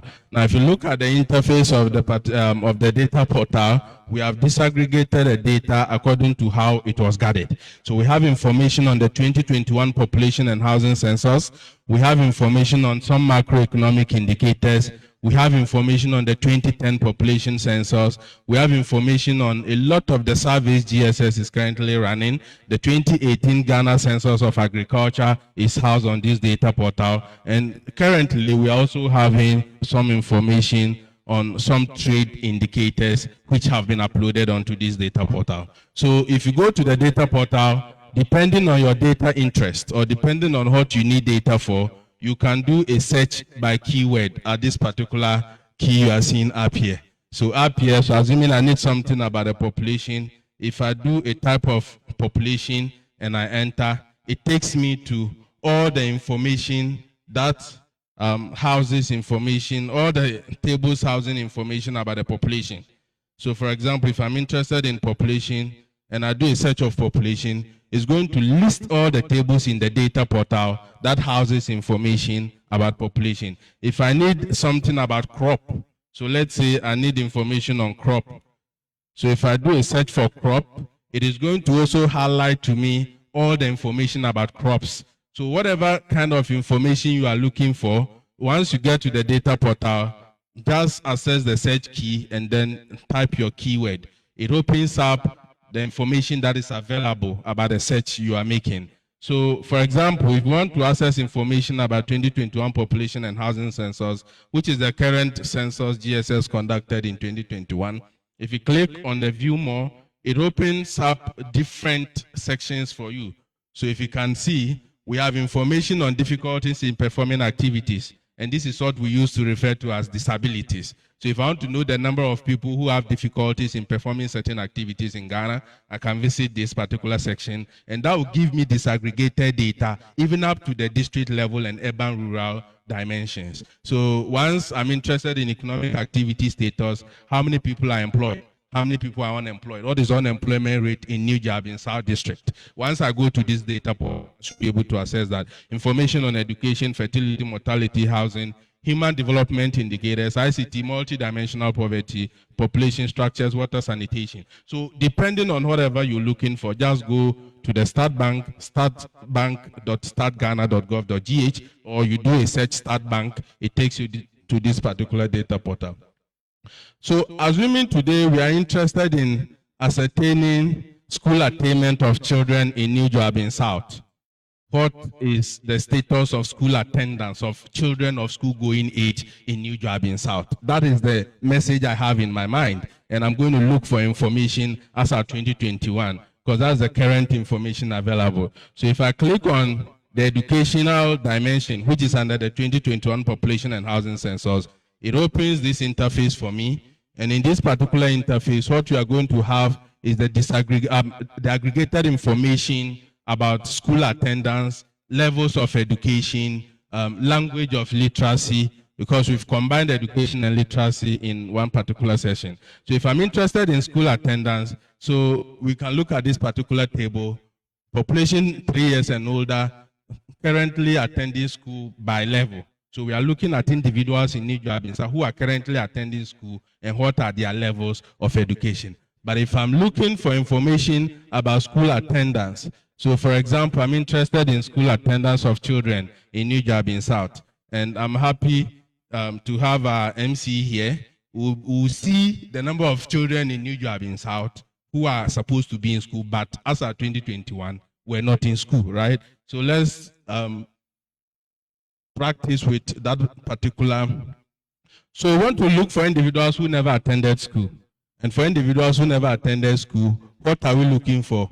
We are looking for this particular number in New Job in South. So if I click on the variable status, so the variable is school attendance status. That is what I'm interested in. And school attendance status per the census was disaggregated into 3 dimensions. Either I attended school in the past, I am currently, I never attended school. So these are the 3 dimensions we have. But we are interested in those who never attended school. Now, if I click on those who never attended school, it highlights it. But if I'm interested in all the 3 categories, all you need to do is to click on the first one, and then you hold and drag down. It will highlight all the 3 options for you. So depending on what your interest is. So we want to look at children who never attended school in New Job South. So if you look at this particular geographical area, you can see there's an asterisk. And if there's an, you are saying that is mandatory, it means that no matter what happens, you must click a particular category, and otherwise the table will not load for you. So we are interested in New Job South. How do I get New Job South? I have information that the district is under Eastern Region. So I'm going to look for Eastern Region, and under Eastern Region, I go further to look for the district of interest. So if I want to open up the regional dimensions, I can click on this particular key we are seeing here. You see there's a comma key beside the selector.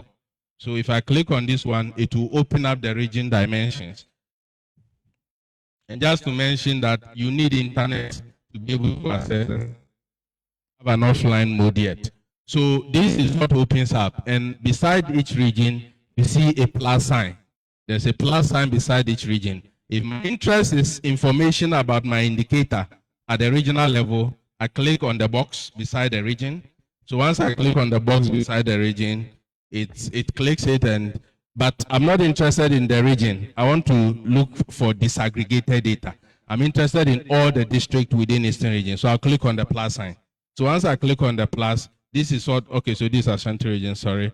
So once I click on the plus, it opens up all the districts in Eastern Region for me.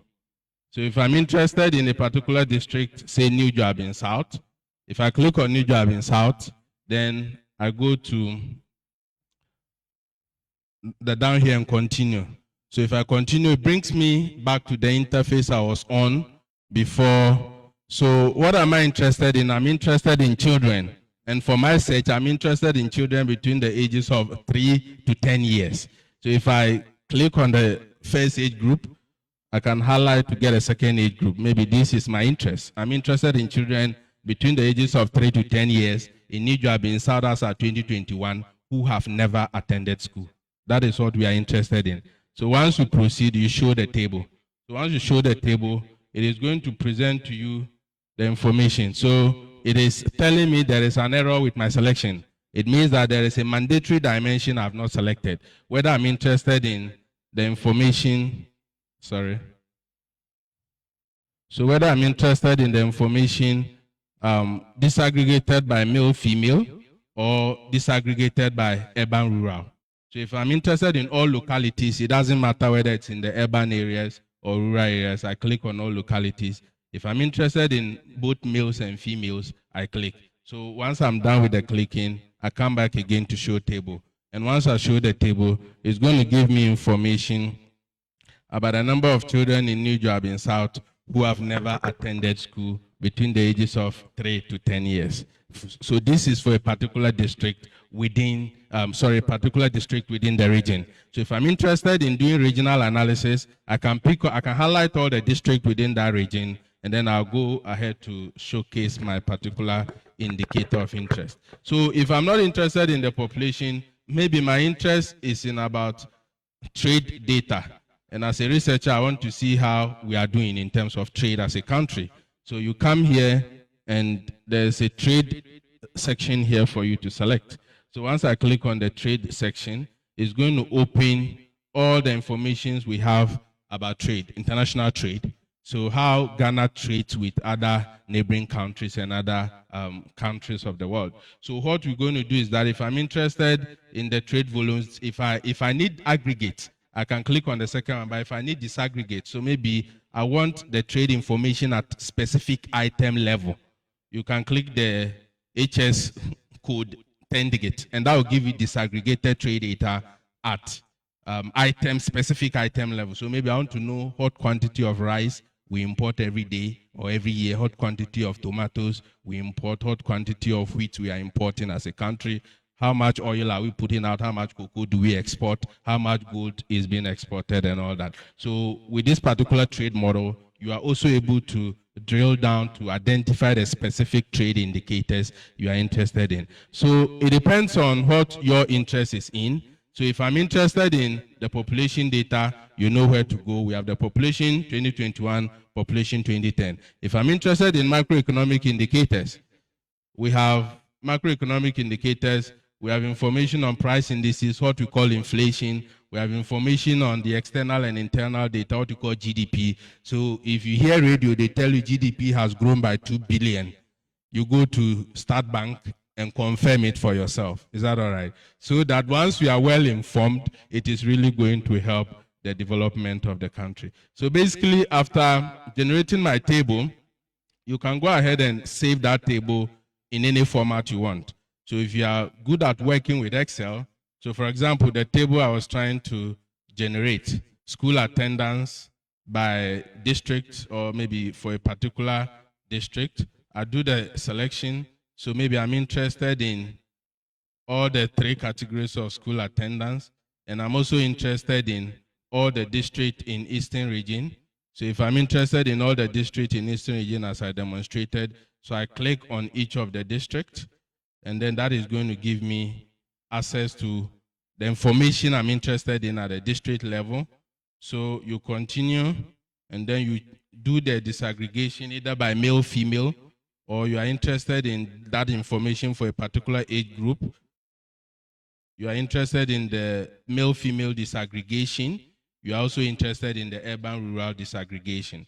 So once I do show table, it's going to provide for me a table, and with that particular table, I can do a saving of this particular table either in an Excel format, in a CSV format, or in any format I'm interested in. So that is how flexible so I'm trying to zoom this out. Okay. So this is how it looks. All right. So for example, if I'm not interested in the structure of the table, how it is appearing for me, we have some keys here you can use to rotate the columns and the rows. So we have the pivot manual, we have the pivot clockwise. So if I click the pivot manual, I can change the rows to columns. I can change the columns to rows. But if I'm using the pivot clockwise and the pivot counterclockwise, it is automatically doing the row and column changes for me. So if I do this, it moves the rows to columns and columns to rows. If I click pivot counterclockwise, it is going to change the structure of the table for me. So basically, this is what you can do to access the table. And if I'm saving the result, you can save the result in any format you want. You can save it as a PX file. You can save it as an HTML, as a JSON file, as an Excel file, depending on the format you are comfortable in working with. So if I'm interested in Excel, I choose Excel. And once I click Save, it automatically downloads the table for me in Excel, as you can see here. And once you click to open it, it is going to open the table in the format you want, right? So that is basically how it works. So if you look at it, then now I have my table in Excel. I can work with it. And for children between the ages 3 to 10 years, you can see that the numbers are very huge in terms of those who have never attended school and in terms of those who have ever attended school. So that is basically how the Start Bank data works. Thank you very much.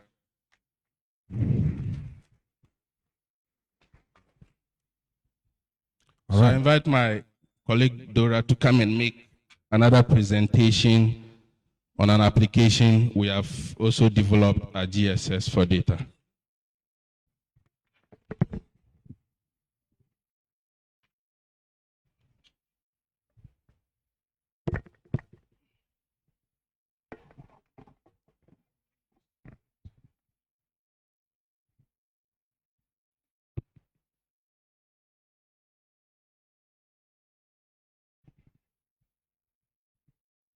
You can be preparing your questions. When they are done, you can ask your questions. So Simon, don't go far, okay? Good afternoon, everyone. My name is Dora Boidi. Standing on all existing protocols, Nananom, Nanahema. This afternoon, I will be presenting on a mobile app application developed by the Ghana Statistical Service named the Ghana Stats app. Before we jump onto the live demo, I would be glad if you could pick your phone and then go to Google Play Store if you are using Android.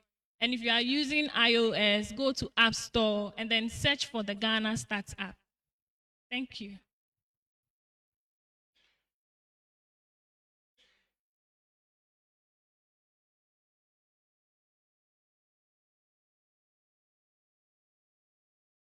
Okay. So let's jump onto the live demo.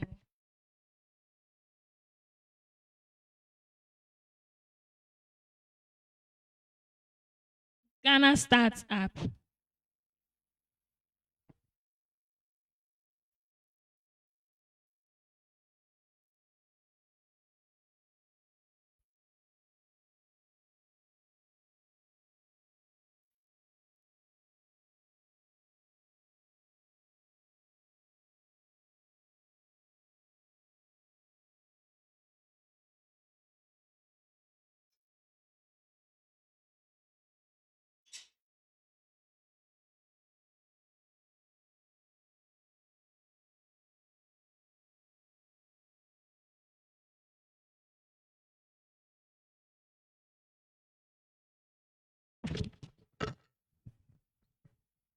I hope you've been able to download because I've done mine.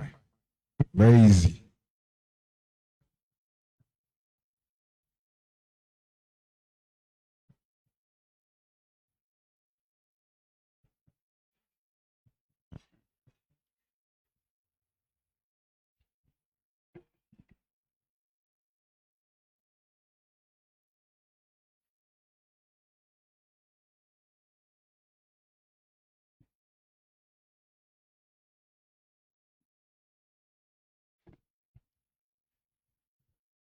My apologies for the delay. We are trying to fix the mirroring app.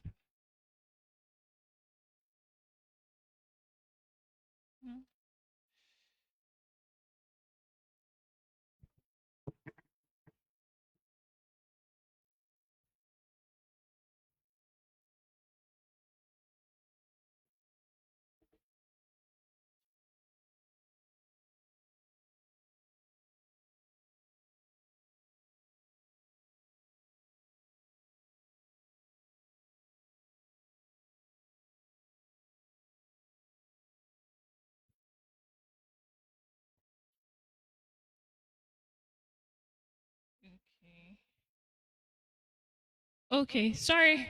My apologies for the delay. So when you when you are finally able to download the District Stats app, you are going to see this interface. And the District Stats app was developed by Ghana Statistical Service to provide district level data to help policymakers make or take data-driven decisions.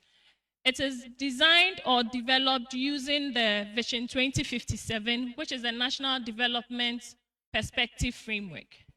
When you visit the app, you are going to see a help sign at the top corner, which is in green. Once you click on the help sign, it is going to give you some information about how to use the app. So for example, it is going to give you information about the national figures page, which we'll be seeing very soon. And on the national figure page, you are going to see some arrows. So some of the arrows are going to be in green and others are going to be in red. So whenever you see the green arrow, it means that there has been some progression from 2010 to 2021. Again, if you see a red arrow, it means there have been some retrogression from 2010 to 2021. And you see a blue arrow, it means that there hasn't been any change so far.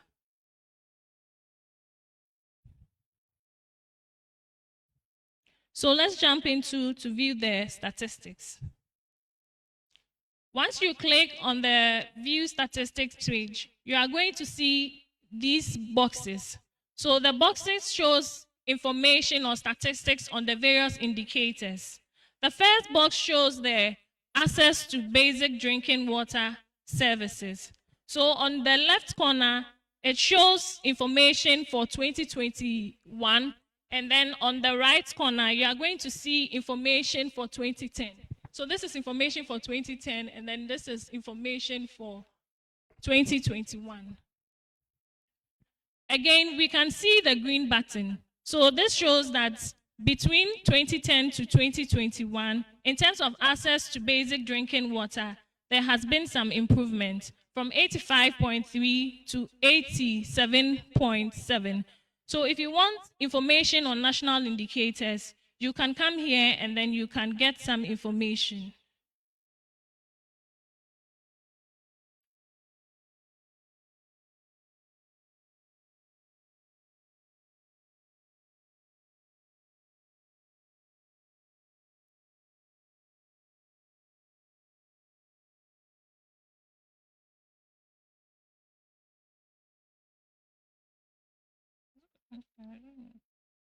It's still Hackathon.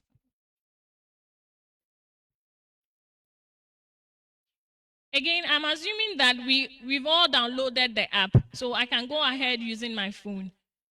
If you click on the indicator button, it's also going to give you information about various indicators according to the districts in Ghana.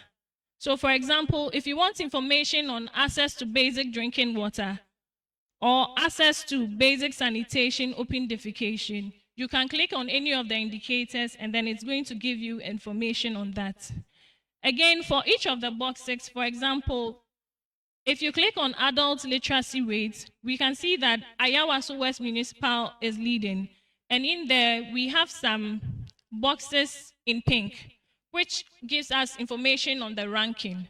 So this particular page ranks the various districts in Ghana according to the indicator. So according to the indicator, adult literacy rate, Ayawaso West Municipal is leading. Again, if you want to get information about district specific or region specific, you can click on the region button down there. And then depending, if you have no idea about the district you are working in, you are currently in, you can use the use current location.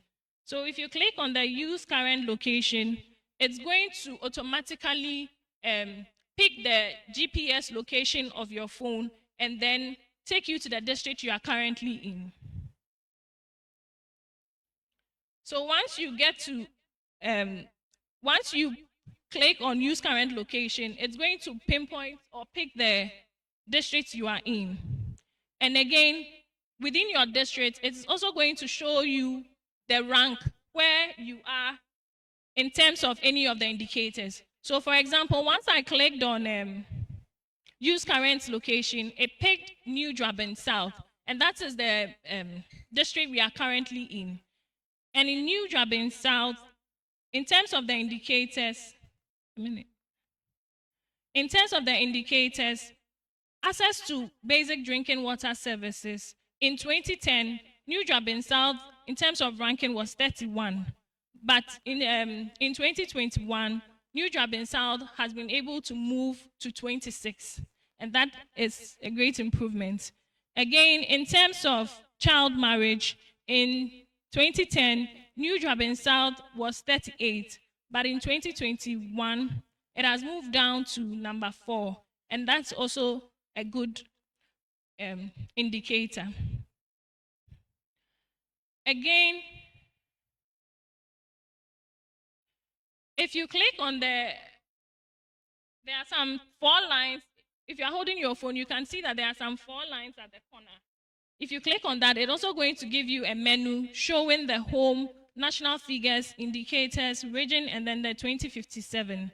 So as I said earlier, the district startup was developed using the National Development Perspective Framework. And with the National Development Perspective Framework, there are some thematic areas that they want to look at or achieve. So If you want more information about these thematic areas, you can click on the Vision 2057 tab, and that will also give you the various information. So once you click there, you can see the built and natural environment focus area. And then you can click on any of the indicator there. So for example, if you want information on electricity access rates, you click and then you get the information there. Again, on GSS, we are also interested in feedback. So once you are using the app, if you go through and you have any suggestions or anything you like us to work on, you can also click on the feedback button and you give us your information such as your name, your email, and then the feedback or support you want to send to us, and then we will quickly get back to you. Thank you.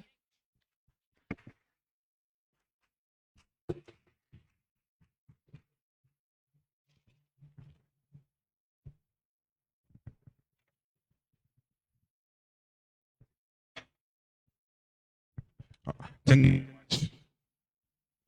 One more presentation. Okay. All right. Okay, yes, so I want to invite Simon once again to come and introduce the hackathon teams, mentors, judges, for us to know. I know the teams are anxious and ready. They are anxious. They want to know who has won, who is representing KTU. We'll get there very, very, very soon. Simon is coming to introduce the teams for us, the judges. And then from there, declaration of awards will happen. So don't worry. Teams, very soon. Okay, thank you very much, Mr. MC. The moment we've been waiting for is here. We want to see what the teams have been able to do in the space of 36 hours of no sleep. So we put a group of young men and women in a space for a period of 36 hours. And all we wanted them to do was to develop statistical products using data from Ghana Statistical Service and any other data source, which we are calling the hackathon. And God being so good, the event has successfully come to an end. I'm privileged to be here to introduce to you the teams that participated and the kind of products they developed within the space of the 36 hours.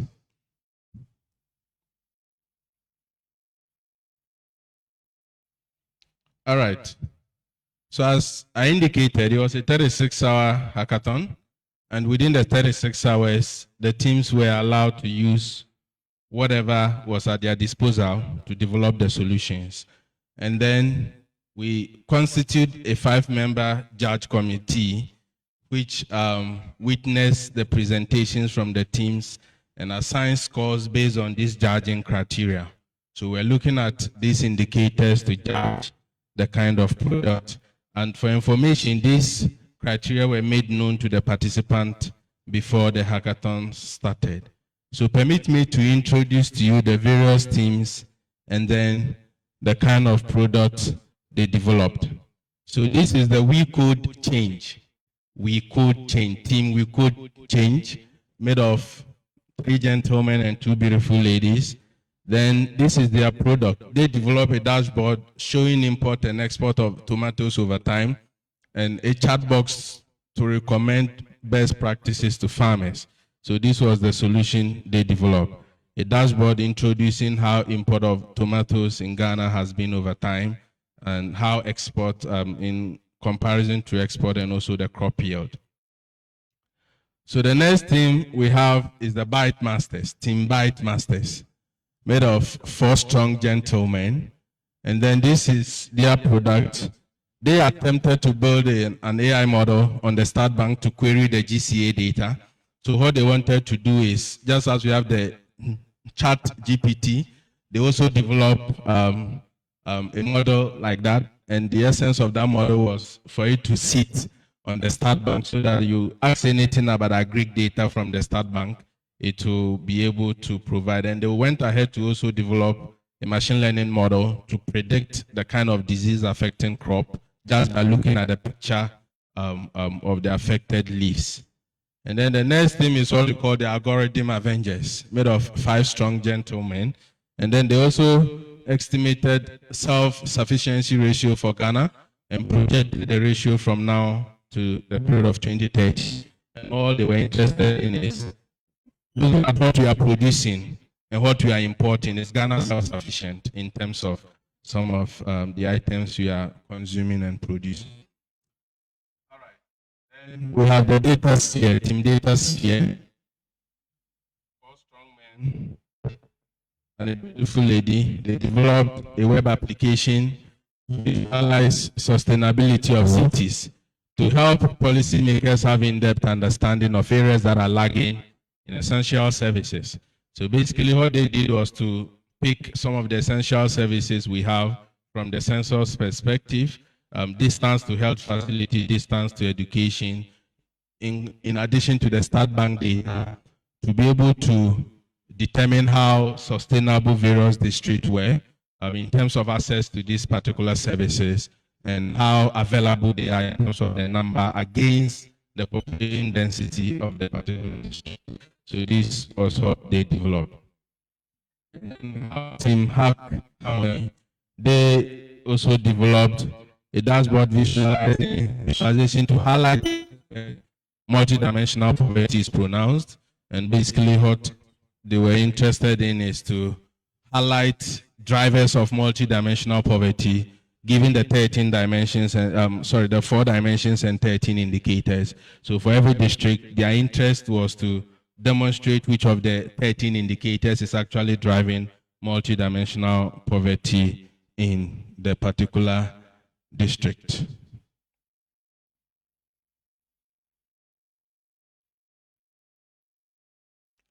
Okay, so this was a working session for the teams, and you could see mentors right beside them trying to support them. And I also want to acknowledge mentors and judges who actually, within the 36 hours, assisted the teams to build the solutions. We have mentors from Ghana Statistical Service in the presence of Dora Boedi, Ruby Awaka, and then we have some in-house mentors, which are lecturers of the Koforidua Technical University. They all assisted the teams within the space of 36 hours to develop the solution. Now we want to announce the awards. We want to announce the awards of the 2024 Statistical Data Hackathon, KTU edition. So we'll start from the second runner-up to the first team. And for the 2024 Statistical Data Hackathon, KTU edition, the second runner-up for this edition is Team Algorithm Avengers. Let's give them a round of applause. Let's give them a round of applause. Let's give them a round of applause. And to the first runner-up for the 2024 Statistical Data Hackathon KTU edition, the first runner-up is Team Data Sphere. They are the first runner-up. What will say second? So they were second. Ladies and gentlemen, the winners of the 2024 Statistical Data Hackathon, Koforidua Technical University edition, goes to Team We Could Change. Team We Could Change. Team We Could Change. Team We Could Change. So these are the winners of the 2024 Statistical Data Hackathon. And as has been indicated, the top 3 teams will represent the university at the National Hackathon in a date in November, which is yet to be communicated. So the teams have the opportunity from now till December to continue developing their solutions, because we are coming to meet solutions from other technical universities across the country, and you really need to work hard to ensure that you fit when you get to Accra sometime in November. So we wish all team all the best, and we thank you all for participating. Thank you. Simon, Before you go, thank you very much. I have a question for Simon, and it's a question that I was thinking about last night till now. So since you're here, let me ask you. Is accessing data very free, or we need to pay something to access data from the GSS? Okay. Thank you very much. I'm heavily represented here by my bosses. Now, one thing is that if you're accessing data from the Start Bank or the Ghana Start app, it is absolutely free. You don't pay a CD for accessing data from the Start Bank. Maybe the only thing you pay is small, your internet, because you need internet to be able to access the Start Bank data as I highlighted. Now, if you're also interested in accessing microdata from Ghana Statistical Services website, microdata, that is data which is not yet aggregated. So for example, for the census 2021's data, we have a 10% of that data which is representative, and there is a weight variable to weight it to the national perspective, and that is on our website. If you're accessing such a microdata, it is also absolutely free. But there are instances where the data you'll be looking for, you can't find it in the microdata, you can't find it from Start Bank, and you need to make specific requests. Let me give an example. So for example, if I'm interested in data at locality level from the 2021 census, that data is not readily available. That is not to say it will never be available. As we speak, there is a lot of work ongoing to make locality data available to our users. But if I'm interested in locality level data, which I'm not going to see from the 10% data, I'm also not going to see from the Start Bank, then you make a request on our website. So there is a form, a data request form on our website for you to fill. So once you fill that form and submit it, there is a team in the office which will receive that form, process it for the generation of the data. And then there is a data dissemination and publicity unit which ensures that whatever request comes in is processed. They look at the weight of the request, looking at the number of hours that is going to be spent in generating that data, and then they will assign some small money. Yes, I can tell you it is very, very small. Yes. So that is the only time you will make payment to GSS if you are requesting for data. But for Start Bank data, the Ghana Start app data, and also the micro data portals, you don't need to pay a CD to be able to access that data. Thank you. Thank you very much. Before you go, can you run us down the winners one more time? Please, from 1 to 5, mention who said Obia standing point. What I say. Okay. So actually what we presented in this slide were the top 3 winners, but I have in mind who came fourth and who came fifth. But would that be necessary to mention? Okay. All right. So as I rightly indicated, the second runner-up was Team Algorithm Avengers. And by second runner-up, okay, they are not second, they are the third actually. So that is what we call second runner-up. So that's the third team. And as I indicated, the top 3 teams will be representing the university in Accra sometime in November. So this is the second runner-up. And then this is the first runner-up. That is the second from the top. That is Team Data Sphere. Team Data Sphere. And then we have the first, that is the winners. Team We Code Change, or Team We Code Change. So they are coding the change we are experiencing. I think that is what it is representing. Yeah. Okay, so these are the top 3 winners of the 2024 Statistical Data Hackathon for the KTU edition. Thank you very much. Thank you very much, Simon. So, can we have our high table rejoin us here?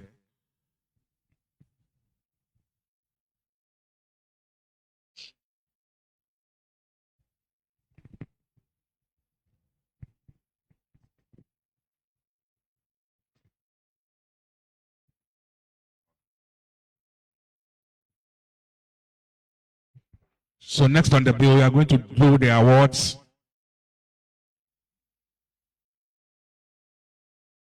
The first 3 teams will get ready.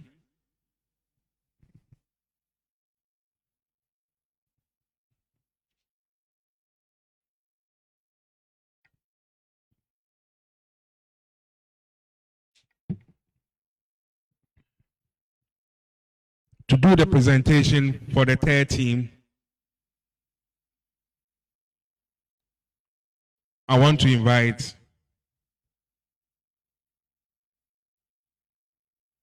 Nana Hema. Nana Hema will be doing that presentation for us. Nana Hema Awupuedua is going to present the third. The prize goes to Algorithm Avengers. What are they? Algorithm Avengers. They are very privileged. Our very beautiful Queen Mother is the one doing the presentation.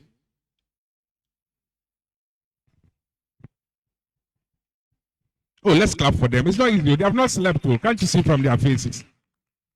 They have not slept. It's not been easy at all.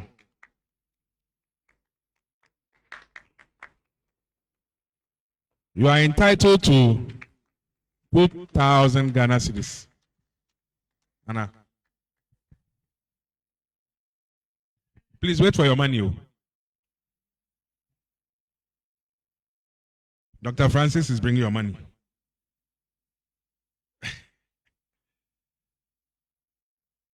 So let's give it up for them. Let's give it up for them. They got some money. Yes. Each member of the group will also get certificates. Even for the third and fifth, we will all get the certificates. Oh, that is so nice. Ah. Thank you very much, Your Royal Highness, Nana Hema. For the second position,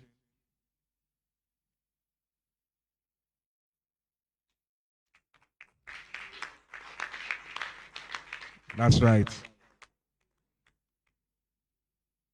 Second position, I want to invite our honorable MC who has joined us. It's our own father, Nana Dr. Asante, to do the presentation for us. Second position, and that went to Data Sphere. Data Sphere. Yes, let's do it better for them. Let's do it better. They have not slept.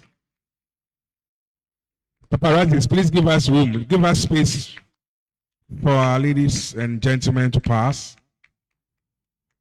They are also winning 3,000 Ghana cedis certificates as well. And are going to represent KTU at the national level.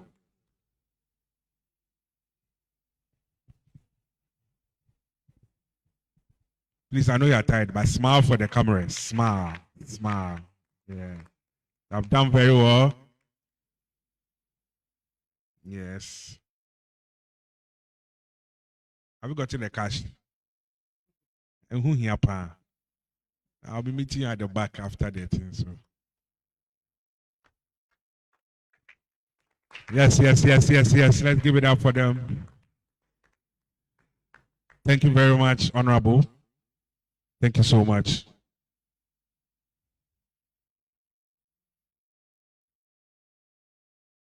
Overall,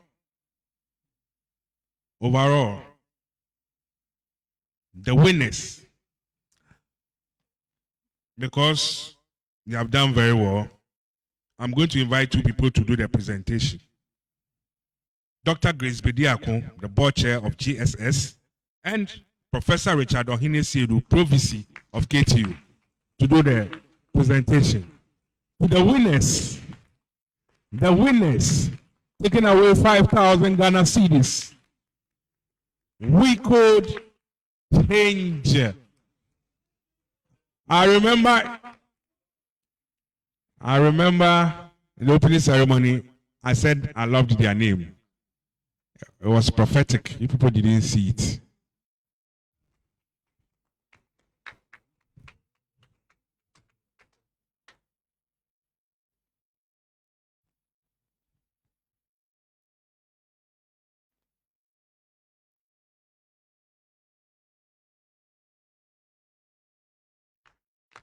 Yes. You can see the check 5Gs, 5K. And I can see the mentor so happy. Dr. Kofi, I can see you excited. Congratulations. That's a good one. Congratulations, guys. You've done a great job. Nice one. Province and Doc, please don't move. Please stand there. The high table will join you, and they will invite the fourth and fifth groups to come and take a photograph with the high table. So the other team members, fourth and fifth, the other team members who are not part of the first three, please join. We could. You can go. You have. Are you guys part of you? You can go. Well, I'm talking about the fourth and fifth. So the other two teams that please come. Let's take a picture. They'll give you, then you get your certificates as well. Let's give it up for them. They've also worked out very well.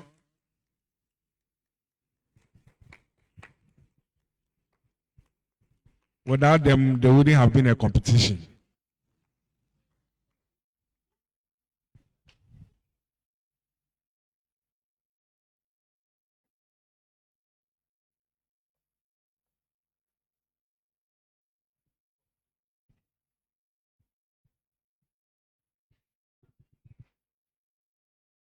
Please make sure your face comes in this picture. It's very important.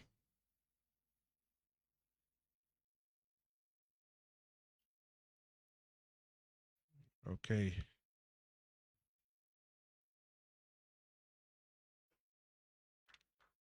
Thank you very much. Thank you very much. Please, you can take your seats now as we continue with the show.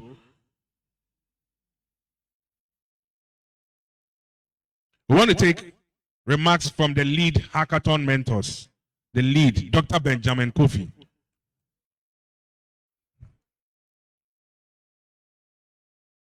In case you are wondering why the applause is high, it's just because he was the mentor of the winners.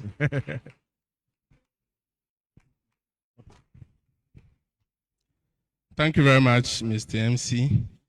I'm back again to make a brief statement. Now, as I indicated, the top three teams will be representing in the National Hackathon. And you'll be surprised to learn that the second runner-up here may be first at the Nationals. It happened before. So you just have to continue developing your solution. Now, the fourth and the fifth team, you are not going to be left out. Please listen to me. We are going to be engaging you on an individual basis, as a team, and then see how we can develop your solution as well.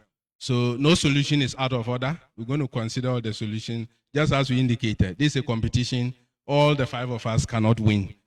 Even if the difference was a score of 1, there is still a winner. So all I'm encouraging all of us to do is to continue developing our product and then ensuring that we are able to market it properly. We don't know what to happen at the National. So I wish all teams all the best, and we hope to see, if possible, all of you at the Nationals. Thank you.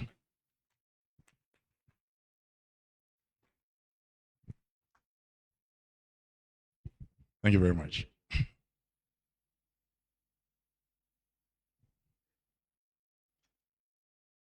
This win,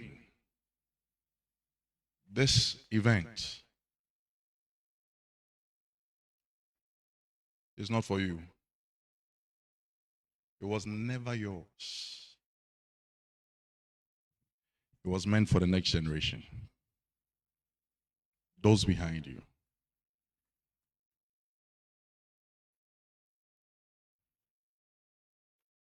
Take us as the first generation.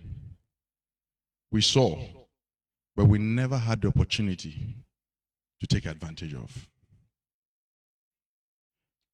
You have also seen and have the opportunity to take advantage of these events.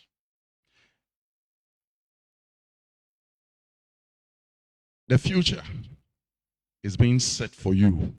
You were not just invited to come here and watch. This event was meant to teach you that today it is data that rules the world. You get up and put all kinds of information on your social media platform. The developers are so smart that they know more about you than you know about yourself. And every decision they take is because they understand you more than you understand yourself. And that is why they are constantly leading. But today, we also have the opportunity to lead. Ghana has huge amounts of data. These data have always been there, but today, I thank God, the doors have been opened for us, the universities, the secondary schools, society, everyone, to access this data, to learn more about ourselves and what is going on around us than we have ever been exposed to guide us in the decisions we have to take, so that if today is not good, tomorrow can be better for you in the next generation.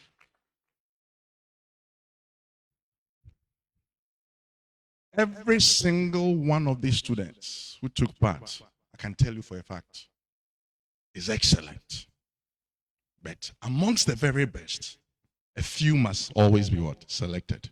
But everyone, I'm so, if you know what is inside you, if you know how all the various subjects you are learning, all the experiences you are having are constantly shaping your ideas, you'll be amazed until you find a platform like this. Sometimes you might never know what you are capable of doing. Within a space of 3 days, these gentlemen were put together. And if you saw what was shown on the slides, you should have seen how they pulled their ideas together. I'm telling you, look, I'm so proud of you guys, every single one of you. I'm very proud of you. And I really want to thank our teachers, the large numbers you are constantly dealing with, but to pull these fine gentlemen out and guide them to undertake this feat, it tells you what the next generations have inside of them. Thank you all so much. Thank you for Ghana Statistics Service. Thank you, honorable leadership, my leaders. Thank every one of you. Thank you, Nananum. Thank all of you here gathered for this wonderful opportunity. The best is yet to come. And I guess KTU is ready for it. God bless us all. Yes. So I was telling somebody that as for KTU, everything we take it World Cup. With the old contest ball competition, you find a World Cup. Everything is World Cup. Thank you very much, Dr. Kofi. I think we should invite you. The KTU radio manager is here. We should be inviting you to the radio station to be giving some motivational speeches once a while, because Charlie, Monty from here, no matter what Kikano, Kwame Nkrumah level cry. All right, so let's invite the Pro Vice Chancellor to give us the closing remarks. Pro Vice Chancellor, Professor Ohene Siedu, please. Let's welcome Prof. Yeah, thank you very much, Dave. Yeah, and I want to still stand on existing protocols to thank you all very much for the patience you've had to sit through this program. It's been worth it. If you had observed, in course of the program, the VC had to step out because he had an equally important assignment to perform. So he asked that I sit in to close this program for him. And that is the reason why I'm here. It's been 36 hours of intense data analysis, and the result is what we've all been presented with this afternoon.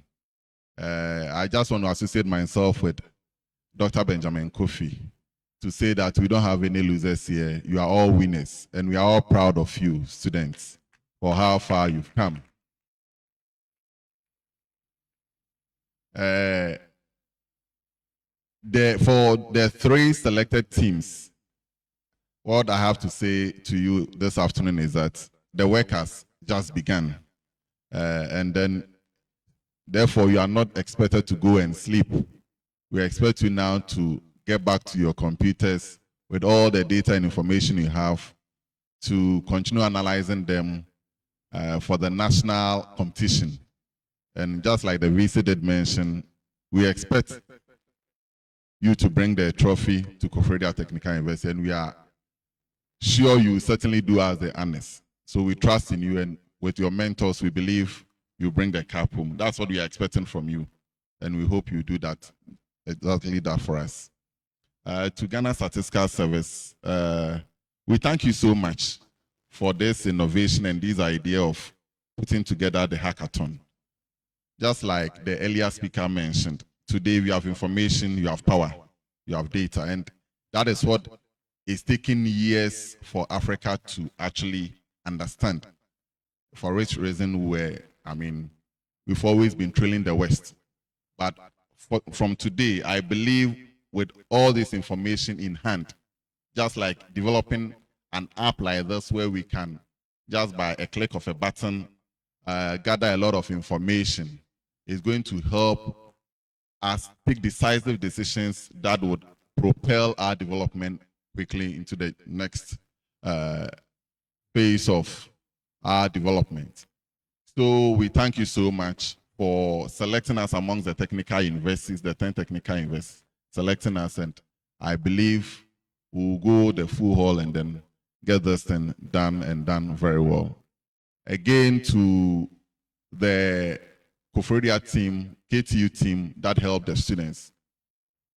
We are so grateful to you. Management is so grateful, and we would want to appreciate you so much for the patience and the time you've devoted to building these students up for these 36 hours of intense analysis and the products they've been able to come up with. We hope that you are not going to leave them, but then still going to support them throughout the entire competition. For the rest of the guests we had here, we are also happy to have had you to support us. We hope that we've all gained a lot from this program, and from here, we'll go out and also market the products Ghana Statistical Service has now to the outside world. Thank you very much, and God bless you. Thank you very much, Pro Vice Chancellor of Koforidua Technical University, Professor Ohene Sedu. I want to invite Prince Mauto, the Vice SRC President. Is he here? Prince is not here. Oh, Prince is coming. Beautiful. Prince is going to give us the vote of thanks.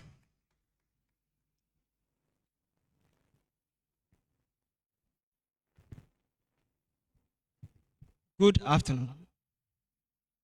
As been introduced as the Vice President of KTU SRC, I would like to stand on the existing protocols to thank each and everyone for participating in the 2024 Hackathon competition, especially our Nananum, the Chair of the House, and the staffs present.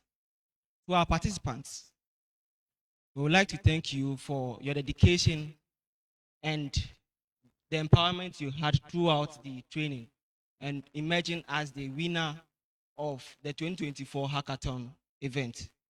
And to the sponsors too as well, we would like to thank you for the support you've given us immensely throughout. And I would like to say a very big congratulations to the winners. A word from me, that's for you to be a barrier breaker, always position yourself with positive thinkers so that you go out there to project the name of the institution high. So go out there and win for KTU. I wish you all the best. Thank you. Thank you very much, Vice SRC President, Mr. Prince Mauto.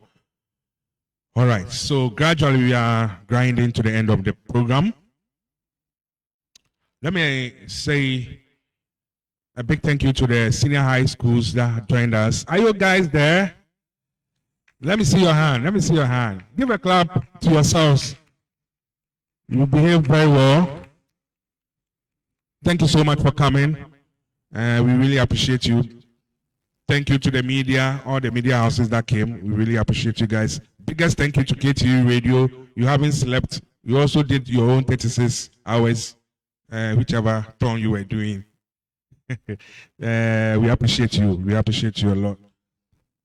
All right. Dr. Boachajiman, are you around? Yes. So you are going to give us the closing prayer.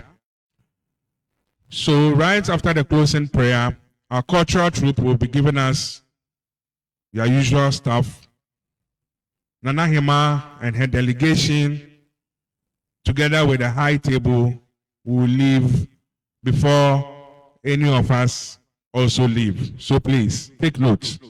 Right after the prayer, Nana Hima and her delegation, alongside the high table, will leave before the rest of us will leave.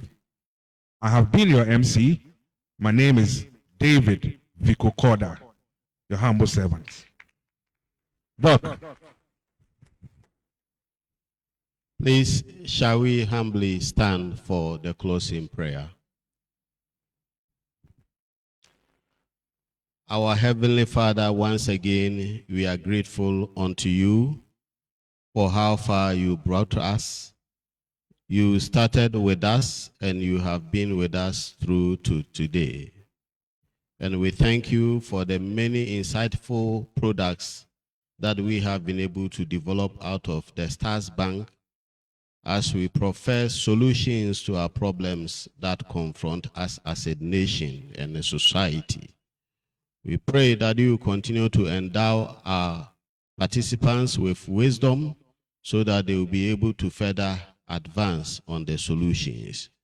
We pray that even as we bring this program to an end and we depart from this place to our respective destinations, your presence will continue to be with us. Take us back safely. And when we have reached, we shall have a cause to say thank you. We trust that your Spirit will do this, even as we have asked, through your Son, Jesus Christ, our Lord and Savior. Amen. Thank you, Dr. Boachajiman. Please, we'll be taking a group photograph at our usual spot, the basketball staircase. We'll take a group photograph right after we have left. So please, let's keep standing because Nana Hima and delegation as well as the high table leaves.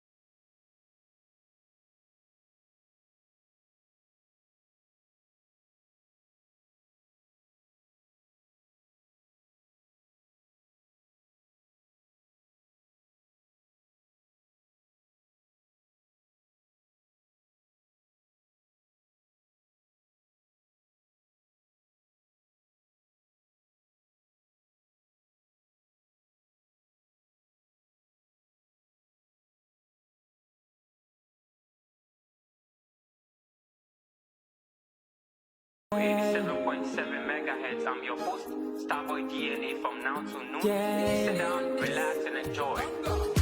KTU Radio got you, we make you feel alright. 87.7 all day and all night. Bringing you the best of service music to the talk shows. We don't slow, always keep that door right there, cause we always get it right. Star days. With the star days, KTU Radio, star days, with the star days, yeah, star days, with the star days, KTU Radio, star days, with the star days, yeah. See the energy cannot fall. See the melody is top notch. Yeah, we on top.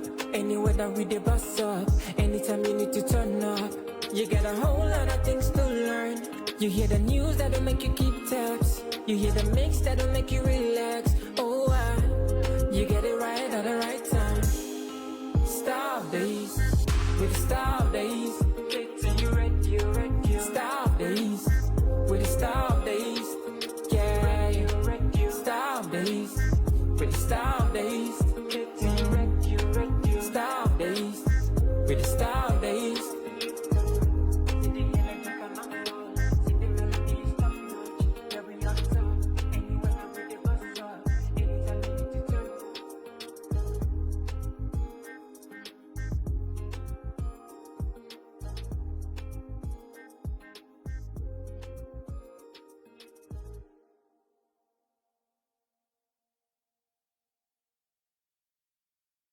Hello, listeners. You're tuned into KTU Radio 87.7 megahertz. I'm your host, Starboy DNA. From now to noon, sit down, relax, and enjoy.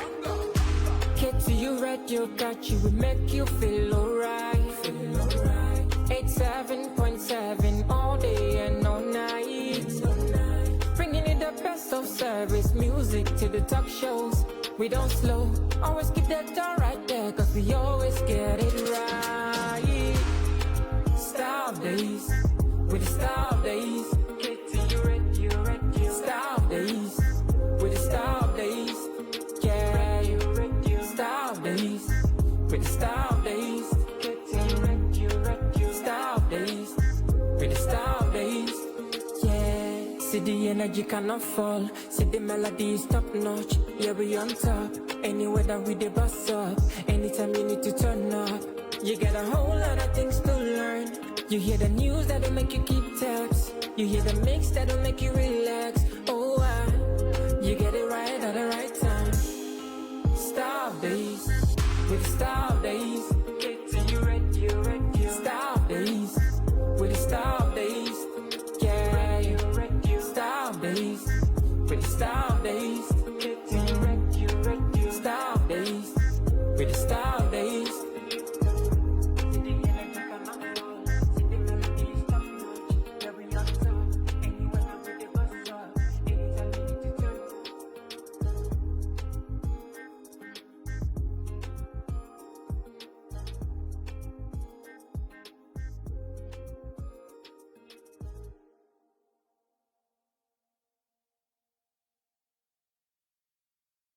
Hello, listeners. You're tuned into KTU Radio 87.7 megahertz. I'm your host.